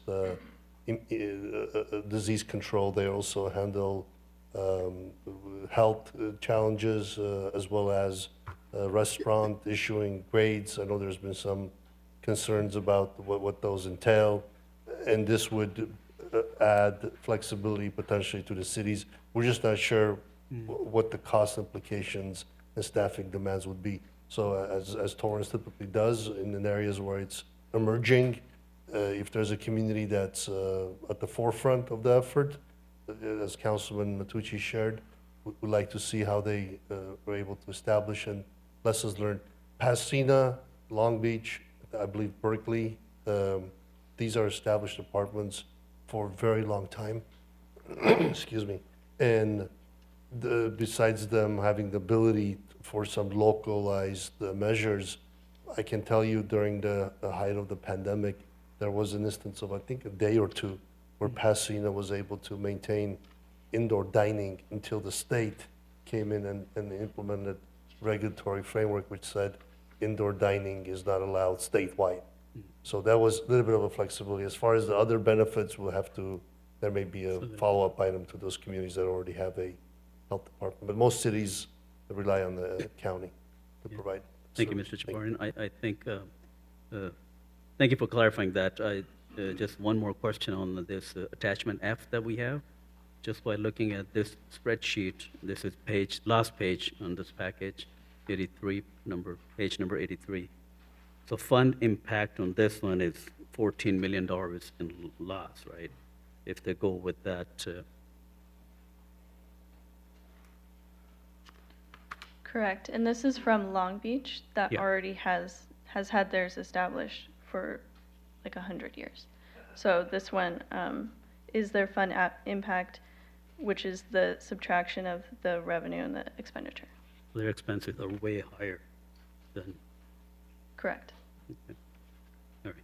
Thank you so much. Appreciate it. Thank you, Councilman Sheikh. I think I'll add a little bit comment before I call Councilwoman Kalani. I met with Councilman Tony Wu, West Covina. I think as Lindsay shared with us, there's no city in the state of California that stood up their own health department in roughly the last 100 years. So the California Department of Public Health is actually helping the city of West Covina stand up their health department and developing the process. So we are really at this cusp, and talking to Councilman Wu, there is a way, once we make a decision to make it net zero investment costs out of our city, because there are many people who may want to get in on the beginning of this this endeavor. And once we get going, there may be other cities in the South Bay cities, COG, who may get interested. And then since they may not be able to stand up their own health department, then at some point in the future, once we stand up, I think that's what Councilman Matucci was alluding to, then we could be the South Bay hub health department. And then a lot of it has to do with a lot of the things we talk about here is local control. And it's really during the pandemic or any other health issue for a county size of 10 million, many times not one size fits all how we deliver or send out health orders. And one of the desire is to really have health orders that's pertinent to our local community. During the whole COVID-19, if you look at the daily cases and death rates, you can see that the South Bay cities in general and in Torrance were actually very different than many other cities in the LA. So this gives us an opportunity to have local control based on our local health conditions. So that was one of the ideas. Councilwoman Kalani. Thank you, Mayor. While we continue to watch West Covina and other cities gather information about this, can you tell me a little bit more? And by the way, great presentation. Congratulations. Can you tell me a little bit more about the chief health strategist and how, looking at what that might cost us in our city, what the benefits of having that in the meantime would be? Are they a voice for the city? What exactly could they help us with? Yeah, Health Management Associates put some information on this on attachment C on slide 20 and 21. And it kind of outlines what this position would be doing and how much they expect Santa Ana to pay for it. I know Santa Ana chose a different title for the position, so I'm not sure if that adjusted how much they're actually paying this person and how much they're spending on it. But the proposed role went through these different steps of what they would be doing, and some of it is like establishing partnerships with agencies to understand the community's health better and focus on Santa Ana solely, so that they have one person who's looking at the community and understanding health orders and being able to apply them to the city in the best way possible. Does that answer that question? I think so. I'd like to explore that a little bit more. From Councilwoman Danny Yes. Santana, City Manager's Office, from a cost consideration, is that where you were going? Cost versus reward. What can they do for us? So we would estimate this being a position comparable to a management level, deputy level. That would put the city at an annual total comp rate somewhere between 180 to 220,000. But again, we are a city about half the size in population from Santa Ana. We're also a city much more diversified in terms of its land use. So our composition, the priorities that your honorable body may set for this position would be different, to be potentially more responsive to more industry and commercial type demands, to respond to the daytime youth programming services that are provided by the city. Those are very much factors that would influence whether it's one position or more and what their area of programming would be. Oh, okay, thank you. Any other questions or comment from the council? I don't see any. We have any comments, questions from comments from the public? I think you're the one and only. I just speak so you think people care. All right, so let me put this straight. You don't have money. You told the people you don't have money, the city is in the red. Then you're passing the tax increase to provide for essential services, that's what you call it. So, as I heard it, we don't have funding. You already spent the projected income from the tax increase, but now you're figuring out how to go in the red more and more and more. And you come up with the independent health departments like Long Beach. Long Beach was the richest city in the world when they had the department established. Long Beach was the richest city in the whole world till the 1936 earthquake. So I don't know what you get out of your separate department. I just don't know. Thank you. Do we have any other comments? If not, we'll bring it back up here. How does the council wish to proceed? I'd like to move that we accept and file the research update and come back to us with some new information when they have it. I second.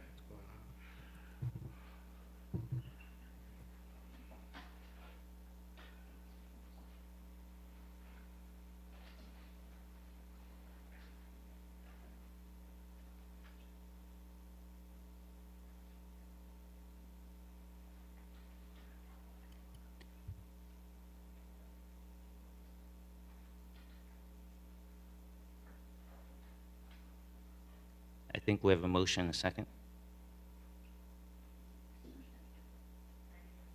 Here's the seconder. Start voting, please. I second.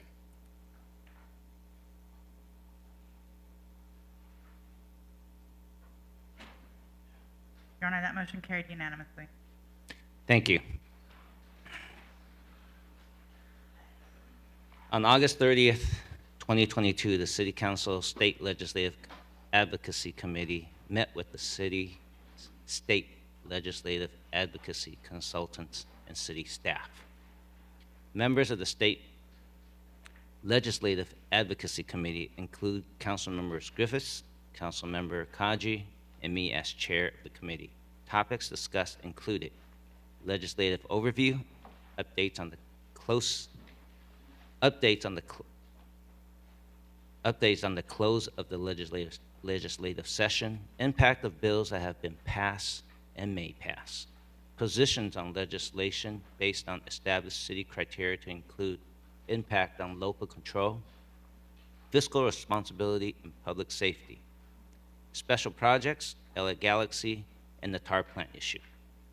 Jason and Paul Gonzalez provided a legislative overview indicating the legislative session ends on September 30th, 2022. It is anticipated that there will be a total of 525 bills for the governor to sign or veto. Efforts are underway by our city department to submit letters to Governor Newsom to sign or veto these bills.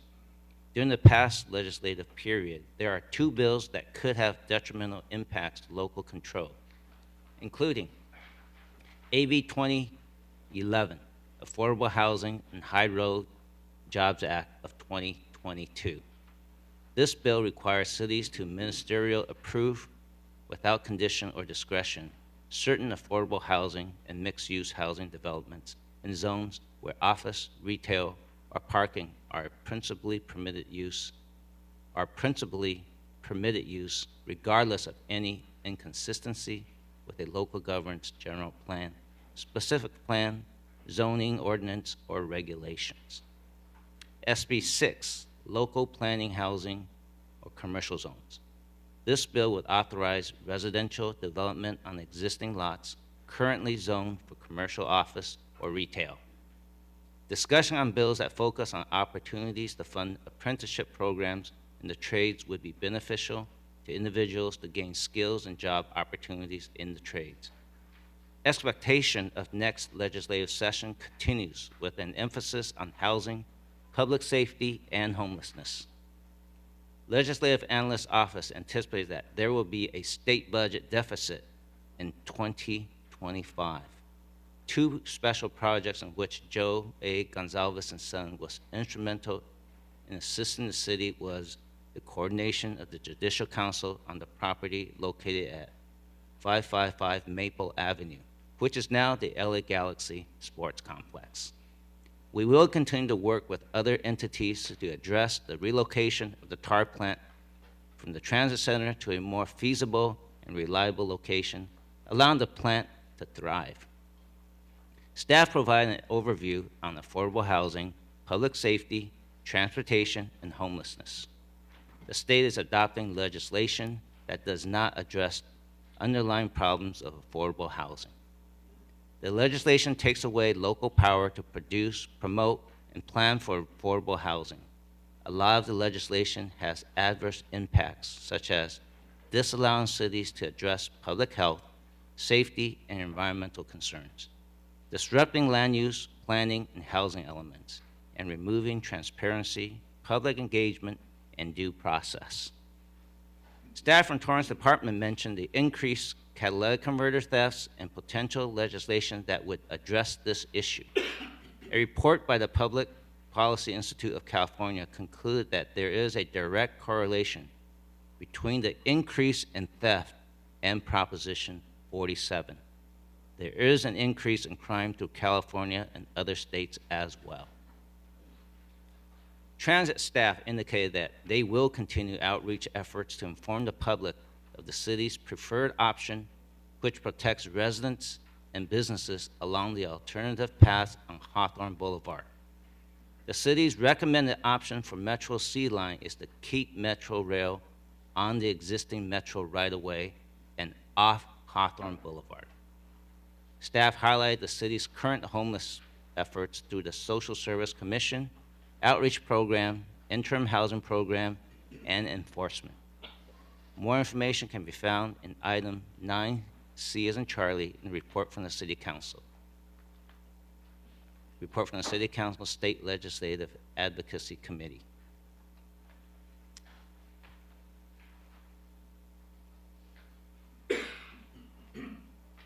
At this point, are there any comments or questions on item 9 Charlie from the City Council?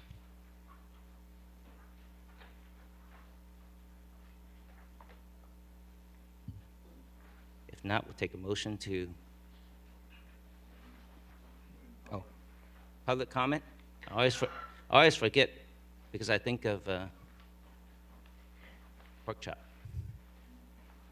I just speak now because you remember. I would like to tell you that, it's a very sad thing, we are like have this disconnect from the upper and the lower. You're always blaming this Senator Allen and this and that, and when you were dining out with it, this city commerce of chamber or whatever, nobody stood up and asked the questions, what kind of laws are you passing here? And with this public transportation, I use public transportation sometimes, I use the Torrance buses 3 times, and it cost the city $10 million a year. And thank God, it's from public funding, so it's not what I pay for the bus, what I pay in my income tax. Anyway, so this is just a big mess. I don't even want to start on this because 1 minute is so much time, Anyhow. Thank you. Do we have any other public comments? If not, we'll take it back. Do we have a motion to accept and file? Move to accept and file 9 Charlie. Second. Start voting, please. Your Honor, that motion carried unanimously. We're now moving on to item 9D as in Delta from the City Manager. Is there a staff presentation? Good evening, Your Honor, members of the City Council, Danny Santana, City Manager's Office.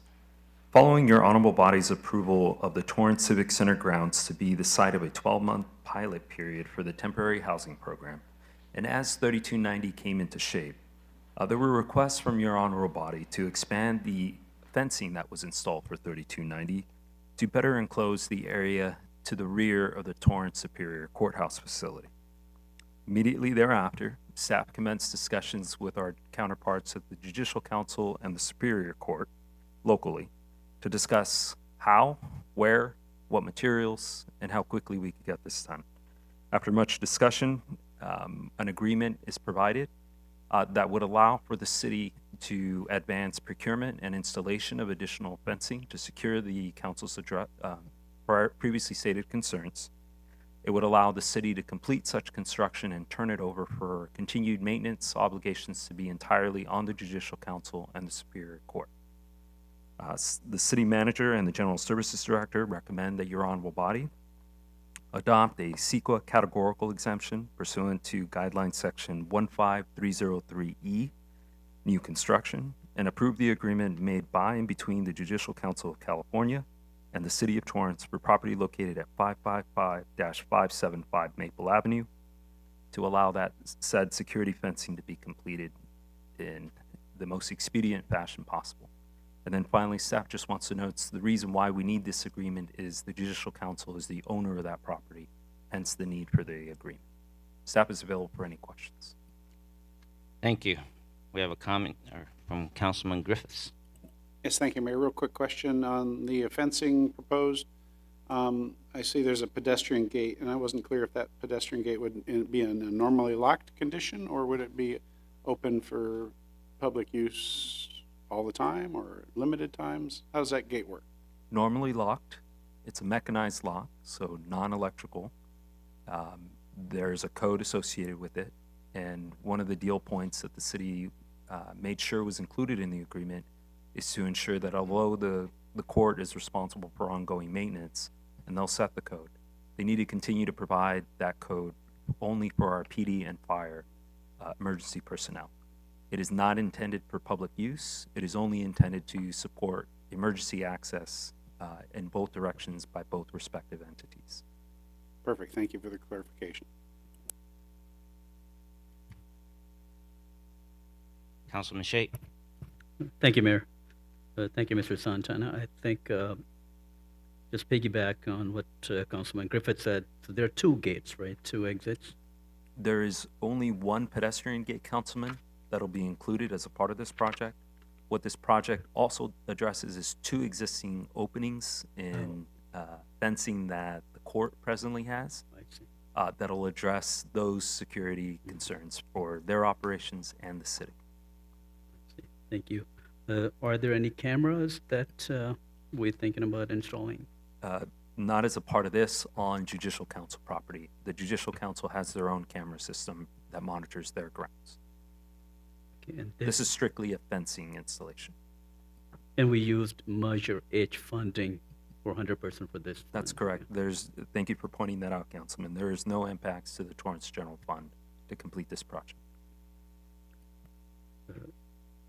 And if we go with cameras, we cannot ask for funding for Measure H? It is not that we can't ask for cameras, but this was specific to allowing the city to complete the security fencing on Judicial Council property. It was not intended for installing security cameras on Judicial Council. The city staff is currently working with Harbor Interfaith to advance additional security provisions within the confines existing fencing of 3290. That does not involve the Judicial Council, and hence no need for it to be included in the agreement language. Thank you. I know I spoke with the staff earlier, but I didn't mind asking that question. Sorry. Thank you for clarifying that. Thank you, Mayor. Thank you. Any other questions or comment from the council? If not, I have one question, because something that just came.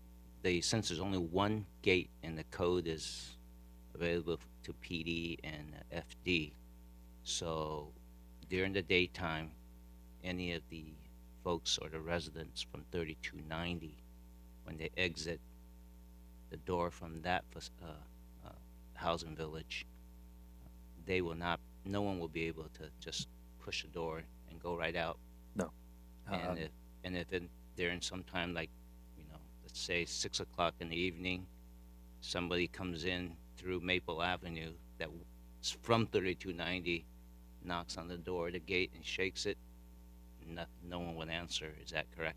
That is correct, Your Honor. Okay. This is not intended for public use. Only Just for want to make emergency. sure you're right, because when we asked for that gate there in the fencing was really for public safety purposes, so there's not back and forth traffic. All right. Okay, let's go to the public. Any comments from the public?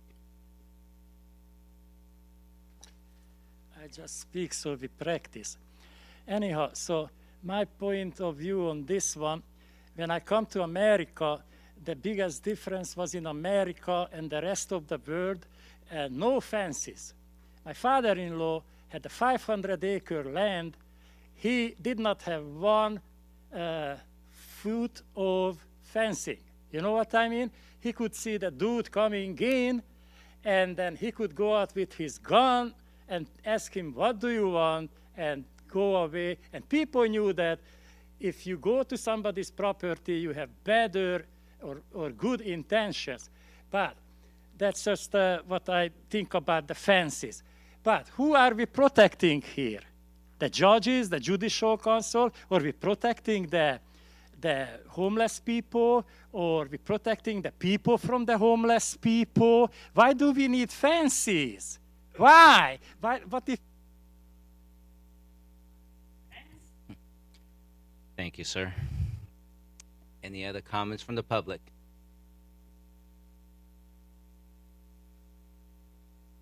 If not, we'll take it back here. I'll take a motion to concur with the recommendation of City Manager and General Service Director. Motion to concur with the recommendation. Second. Start voting, please. Your Honor, that motion carried unanimously. Thank you. We are now moving on to item 9E as an echo from the City Manager. Is there a staff presentation? Yes, Your Honor. Good evening, Honorable Mayor, members of City Council, Viet Huang, City Manager's Office, on behalf of Jamie Lay. Item 9E is a recommendation of the City Manager that your honorable body do 3 things this evening. Number 1 is to approve a side letter agreement between the Torrance Police Commanders Association, also known as TPCA, and management memorializing their retirement health savings plan. Number 2, to approve a side letter agreement between Torrance Police Officers Association, also known as TPOA, and management memorializing their retirement health savings plan. And number 3, to approve a side letter between the Torrance Professional and Supervisory Association, better known as TIPSA, and management updating contributions to their retirement health savings plan. And as these are existing benefits, there are no expenditures associated with this recommendation. Staff's available for questions. Thank you. Thank you. Do we have comments or questions from the council? I don't see any. We have public comments on this item.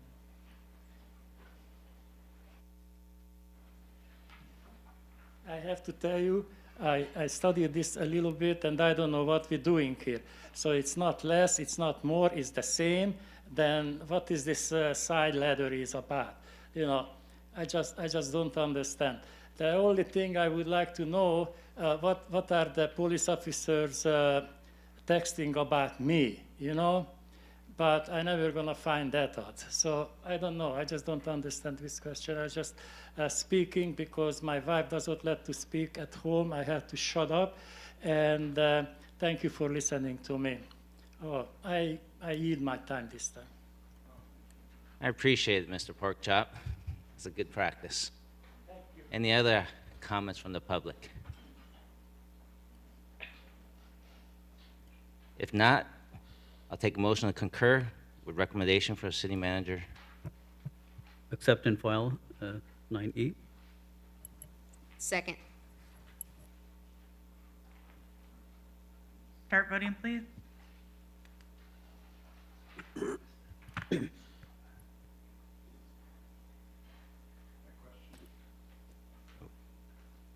Okay, my window does not show, but I go know. ahead. I heard the motion being an accept and file, and is that the correct motion that should be made in this case?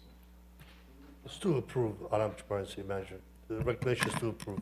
Yeah, side it letters. should be approve the 3 documents. Because accept and file is essentially a no action. Councilman Sheikh, would you Absolutely. repeat your motion once again? Yes, approve and file. Second for approve and file. Your Honor, that motion carried unanimously. Thank you. We're now moving on to item 9F as in Foxtrot from the city manager. Is there a staff presentation? Thank you, Your Honor. Viet Huang again, City Manager's Office. Again, also for Jamie Lay, and a quick thank you to Councilman Griffiths for catching that. Item 9F is a recommendation of the City Manager that City Council adopt a resolution amending resolution number 2018-111, modifying the hours, wages, and working conditions for the city clerk. The mayor and your honorable body did direct staff to increase the city clerk's monthly salary to $11,510, which reflects a 5% increase. The current pay point was last adjusted on July 1st, 2021, and the expenditure associated with this item and recommendation is $9,146, and funds are available in the general fund. Staff is available for questions. Thank you. Thank you. Do we have any comments or questions from the council? Councilman Griffith. Yes, thank you, Mayor. I just want to make a comment on this. I will be voting no on this, not because the city clerk does not deserve the increase, but I believe the city clerk deserves a higher increase, and for that reason, I'll be voting no. Do we have any other comments from the council? Councilwoman Lewis. Just a quick question for staff. Did we do a salary survey for this position? That is correct, Councilwoman. Staff did conduct a salary survey with the standard cities, as well as some other cities that the city council directed staff to perform. And did that include benefits as well? That is correct. Thank you. Councilwoman Kalani. Thank you, Mayor. I just want to say that I echo your comments, Councilmember Griffiths, but I do think she deserves an increase now, so I will be voting yes. Thank you. Any other comments from the council?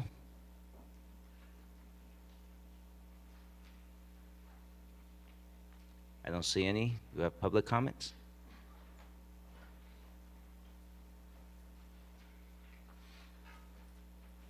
Okay, only one thing I have against city clerk.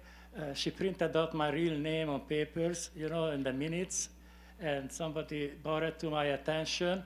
I'm Andy Porchop here. I never told you my real name, not to a police officer, not to any of you, and not to the city clerk, and nothing. So I don't know how does she get my name, and why is she printed out?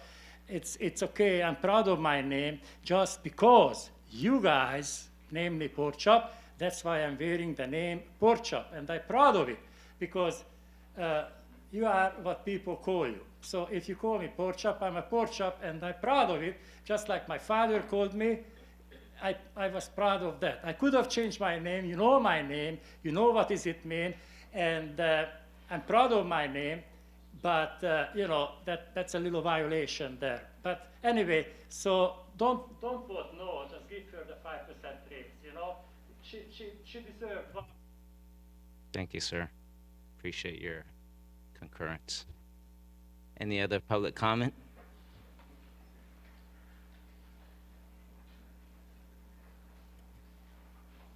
If not,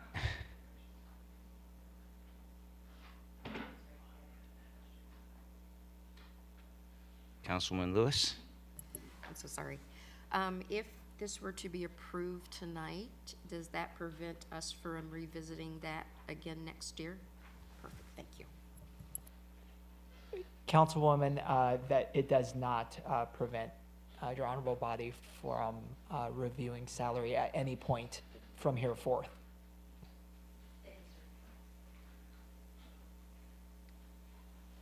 City Clerk, may we have a number and title, please? Yes, Your Honor, this is resolution number 2022-95, a resolution of the City Council of the City of Torrance, California, amending resolution number 2018-111, setting forth changes regarding the hours, wages, and working conditions for elected officials beginning September 11th, 2022.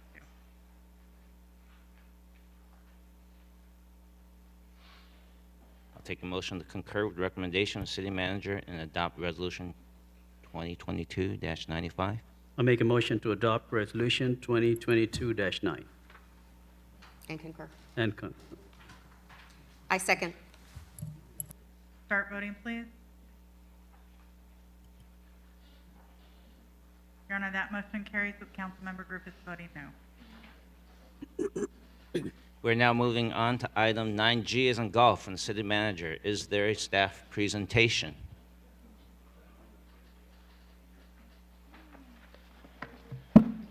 Good evening, Honorable Mayor, members of the City Council. Ian Daly with the Finance Department. I'll be presenting tonight's items on Jamie Lay's behalf.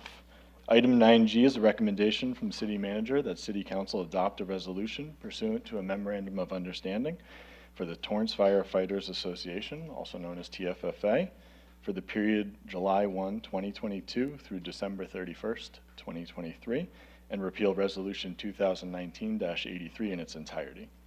I'd also like to note that there was a supplemental issued to this item that removed or added back one sentence that was inadvertently struck in the edits. For background, the last TFFA MOU expired on June 30th, 2022. Representatives of management and TFFA have met and conferred over multiple sessions, coming to agreement on the 18-month contract before your honorable body tonight.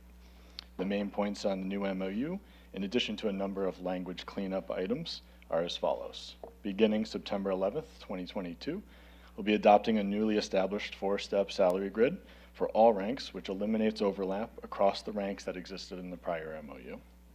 Firefighters will crosswalk down 3 steps on this new grid, and fire engineers and fire captains will crosswalk down 2 steps on this new grid. This will then therefore create a new step opportunity for members that did not previously exist. In addition to this, a 2% base pay increase will be applied to the newly established grid system. Further, reduction of all existing longevity tiers was done by 14%, and all ranks and steps received a 14% increase as a result. Finally, an additional 5% longevity tier was added beginning at 8 years of service. This combination of changes serves as the basis for the grandfathered longevity tier system for existing TFFA members. And we've also established a new longevity tier structure for incoming TFFA members with a 5% premium at year 8 and a 10% premium at year 16, which lowers the maximum longevity from the new 20% cap to 10% through attrition. 2 premiums that were assigned to all staff in TFFA were eliminated and added to the base rate accordingly. And finally, overall, a decrease of constant staffing hours available to members, totaling 17,472 hours on an annualized basis is included. Beginning in July 2023, the final adjustment is a 10% premium for paramedic and rank, which would apply to eligible fire engineers and fire captains. In addition to these main deal points, all previously approved side letters were merged into the MOU. The cost of this package totals $1,147,557. However, this is offset by $232,000 in multi-year grant funding obtained by the Torrance Fire Department. This leaves the net cost of the city at $915,557, which is equivalent to 2% per year increase or 3% over this 18-month term. This negotiation effort, led by Jamie Lay, was truly a team effort, including the city manager's office, finance, and the fire department. I'd like to extend my thanks to the TFFA negotiating team for their collaborative and productive process. Staff is available for any questions you might have. Thank you, Ian. Do we have any questions or comment from the council?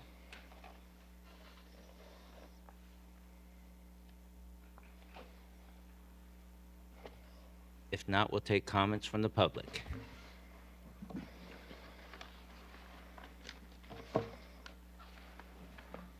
Thank God the people voted the half percent tax increase, so we have money to this, how do you call it, increase expenses for the fire department. And one thing it did not change. They still going to the beach, the same as they will. I go home and I have one new video yesterday, and what they do, this guy sends us the guys with a ladder truck to the liquor store because the best sandwich they make it in the liquor store. I have that video too. I was just waiting to release it until this tax increase went over. So please, double this amount so they can go to the beach more often and to the liquor store, because that's where the sandwiches are, and they need to eat. Thank you, sir. Do we have any other public comments on this item? If not, City Clerk, may we have a number and title, please? Yes, sir. This is resolution number 2022-96, a resolution of the City Council of the City of Torrance, California, setting forth hours, wages, and working conditions for employees represented by the Torrance Firefighters Association, TFFA, for the period from July 1, 2022 through December 31st, 2023, and repealing resolution number 2019-83. Motion to adopt resolution number 2022-96. Second. Start voting, please.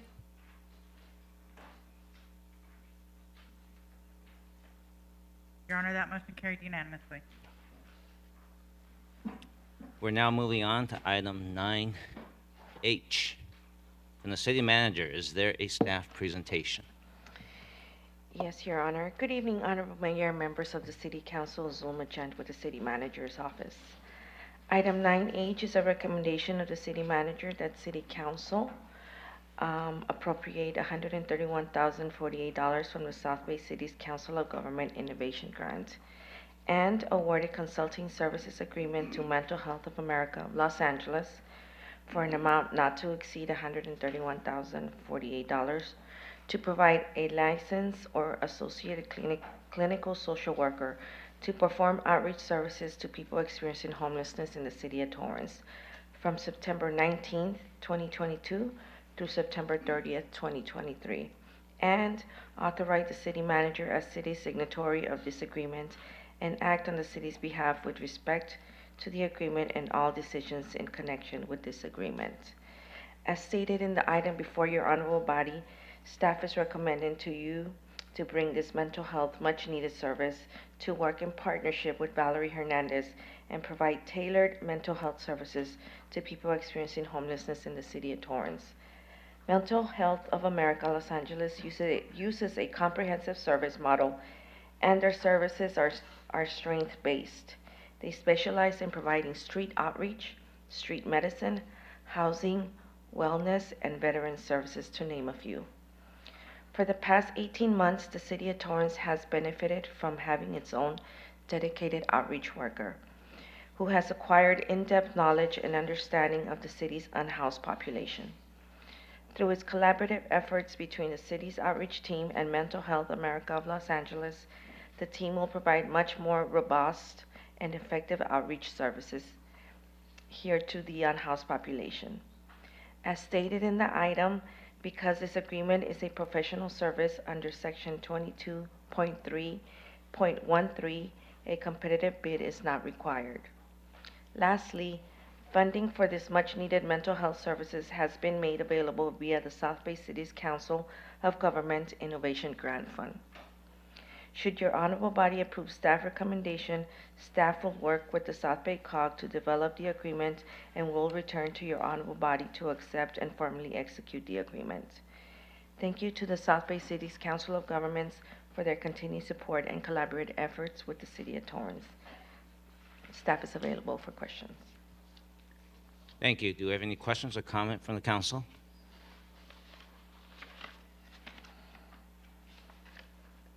I don't see any. Do we have comments from the public? Hi, this is Borchap time again.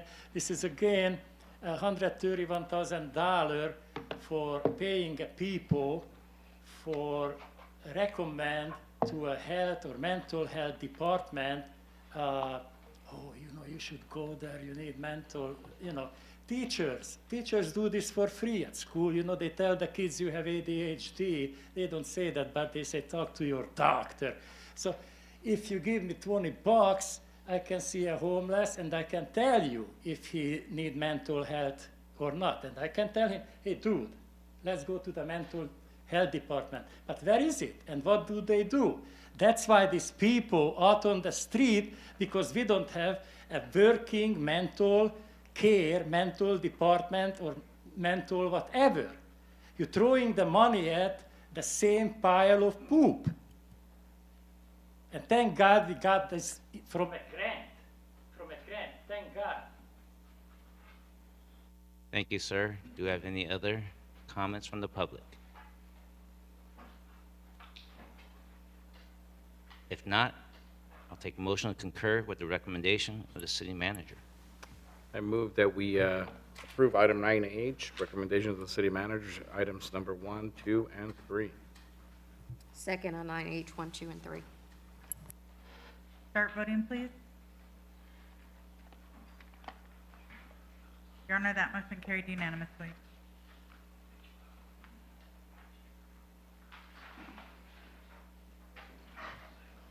All right, looks like it's going to be an interesting evening.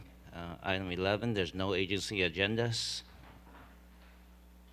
There are no second reading of ordinance. We will now adjourn and go back to closed session. Recess. Recess to closed session.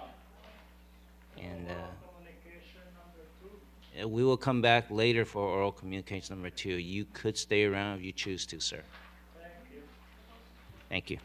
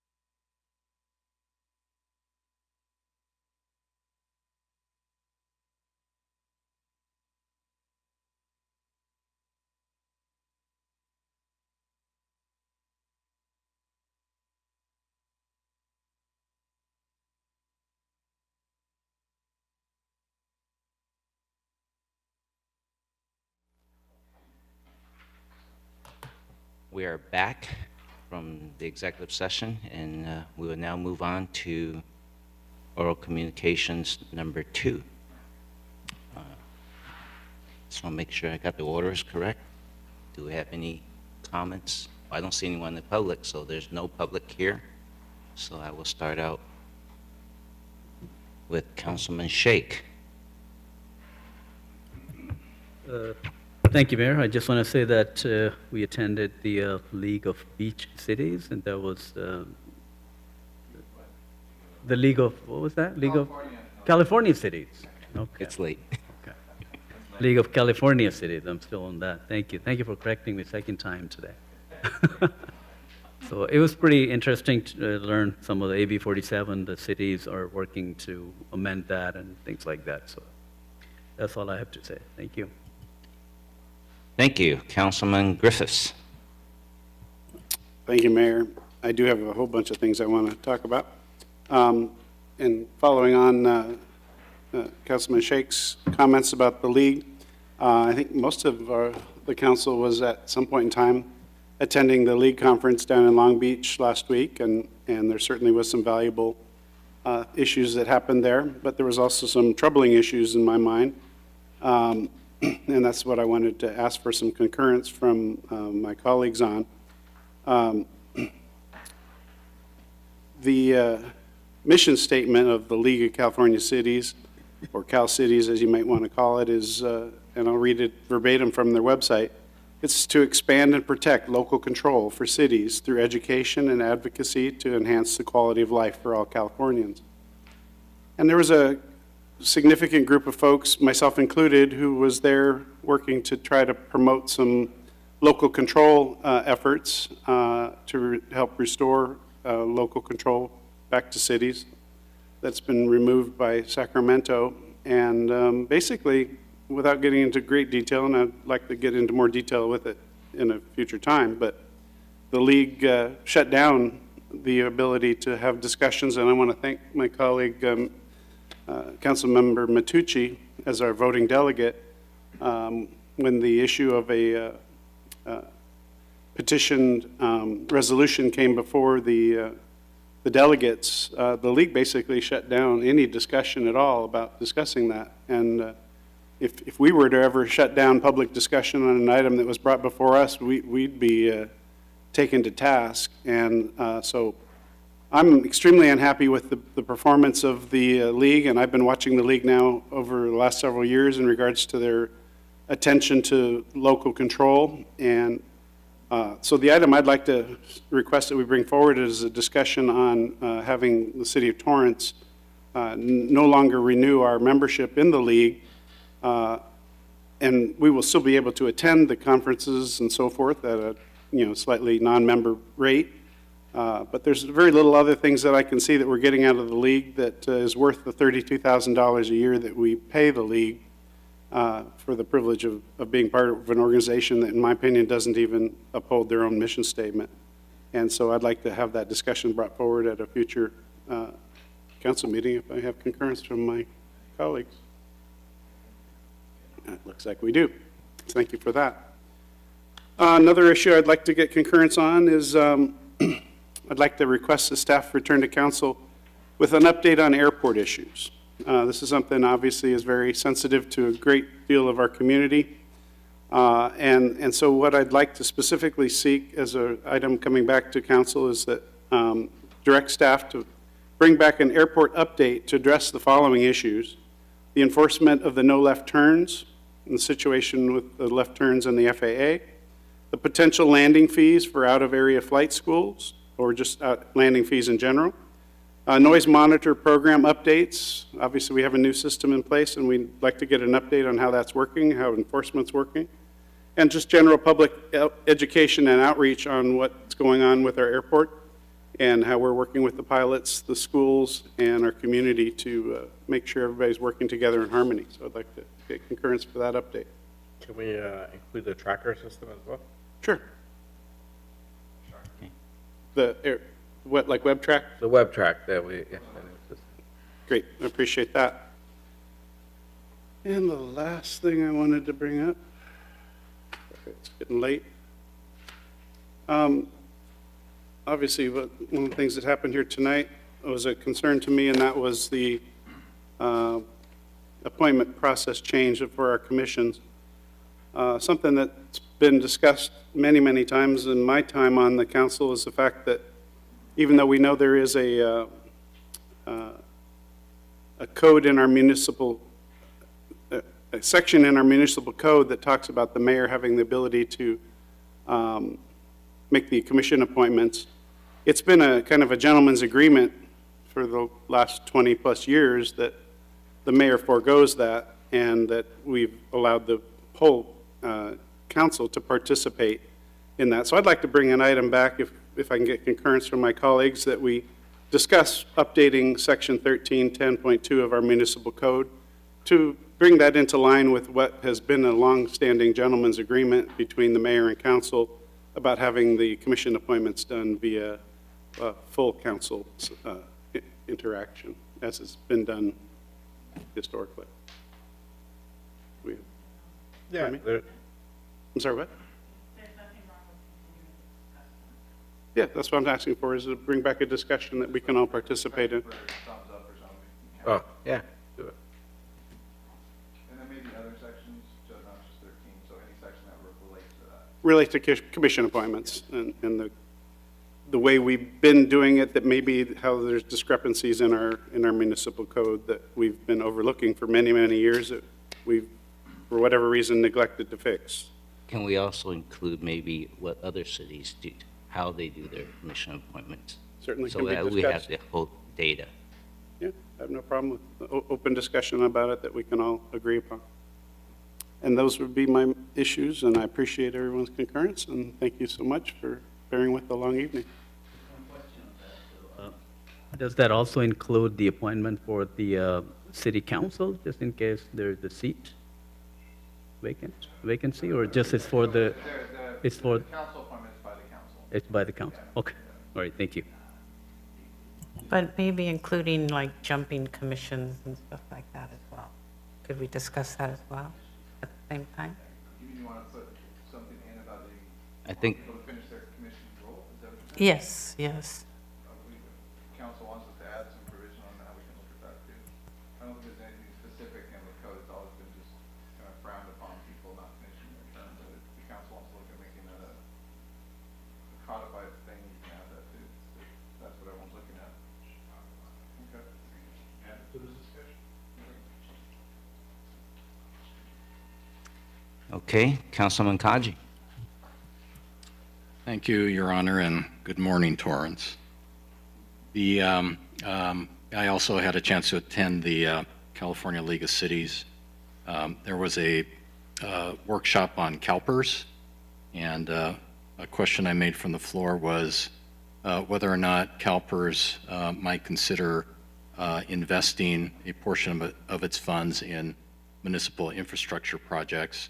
So I've been following up with staff to identify a bill, assembly bill, which was brought up in the past but was vetoed by Governor Brown, and perhaps that may incentivize CalPERS to look at its own municipal members as a suitable place to make investments and to generate a solid return.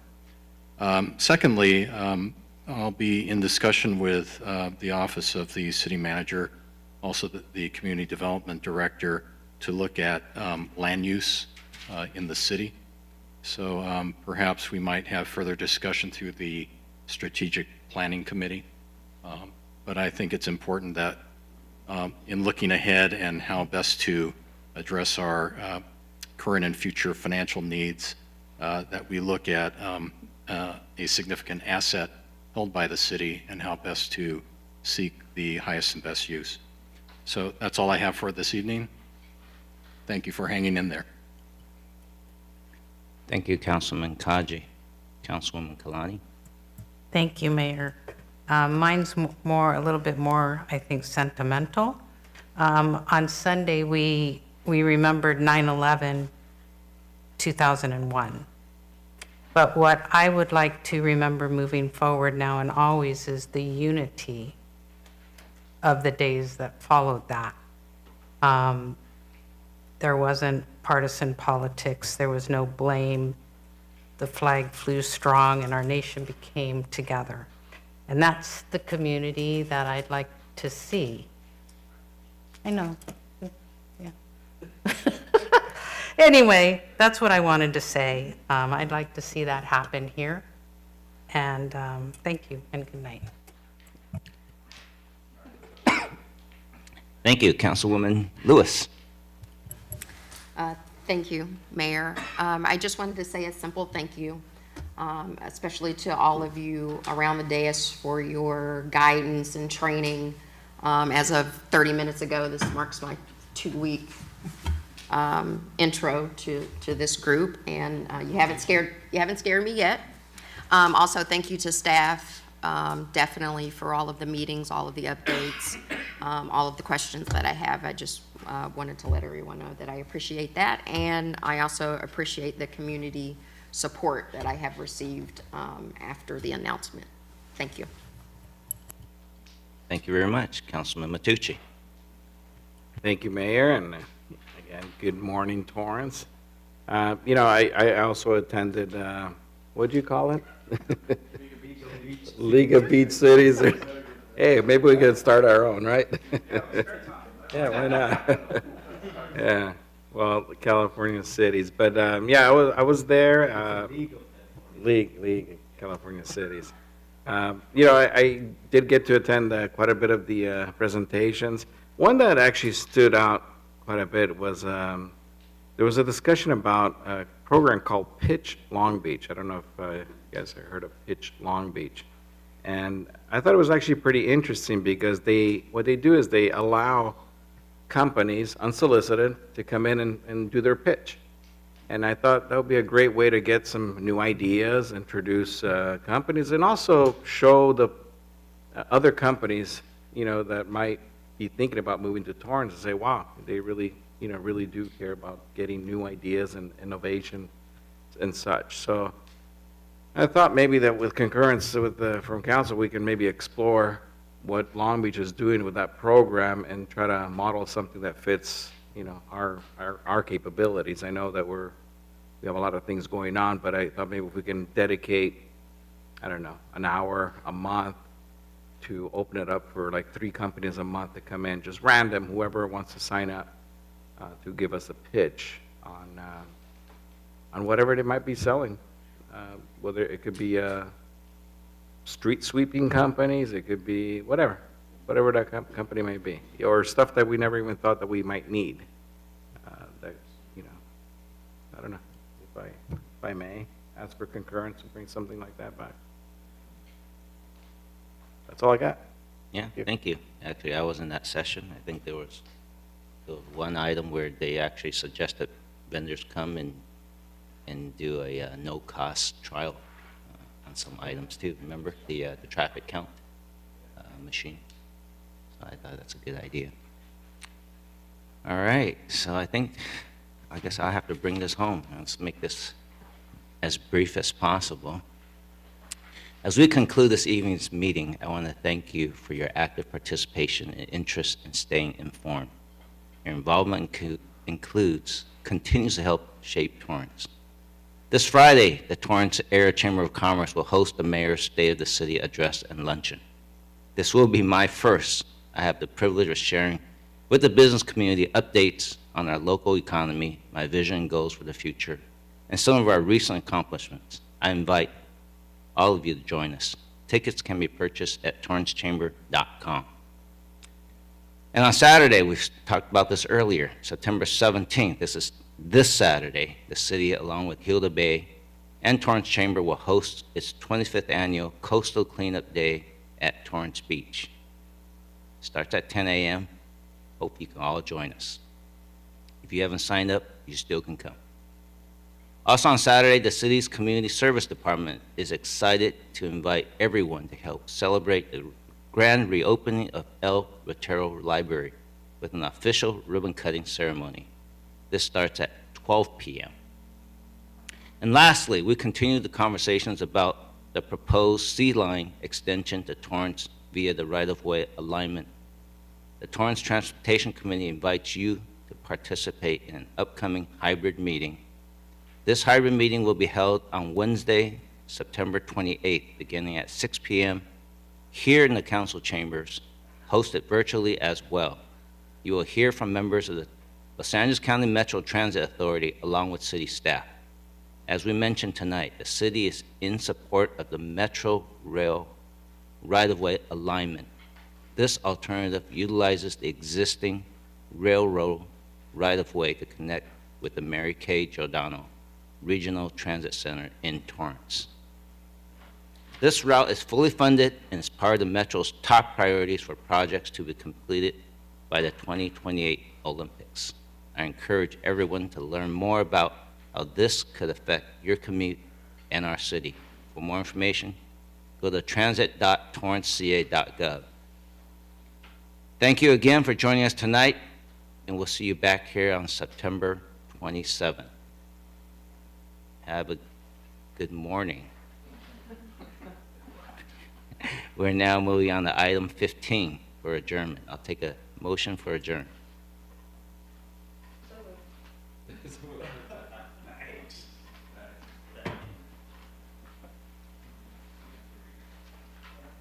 Start voting, please. Your Honor, that motion carried unanimously. Thank you and good evening, morning.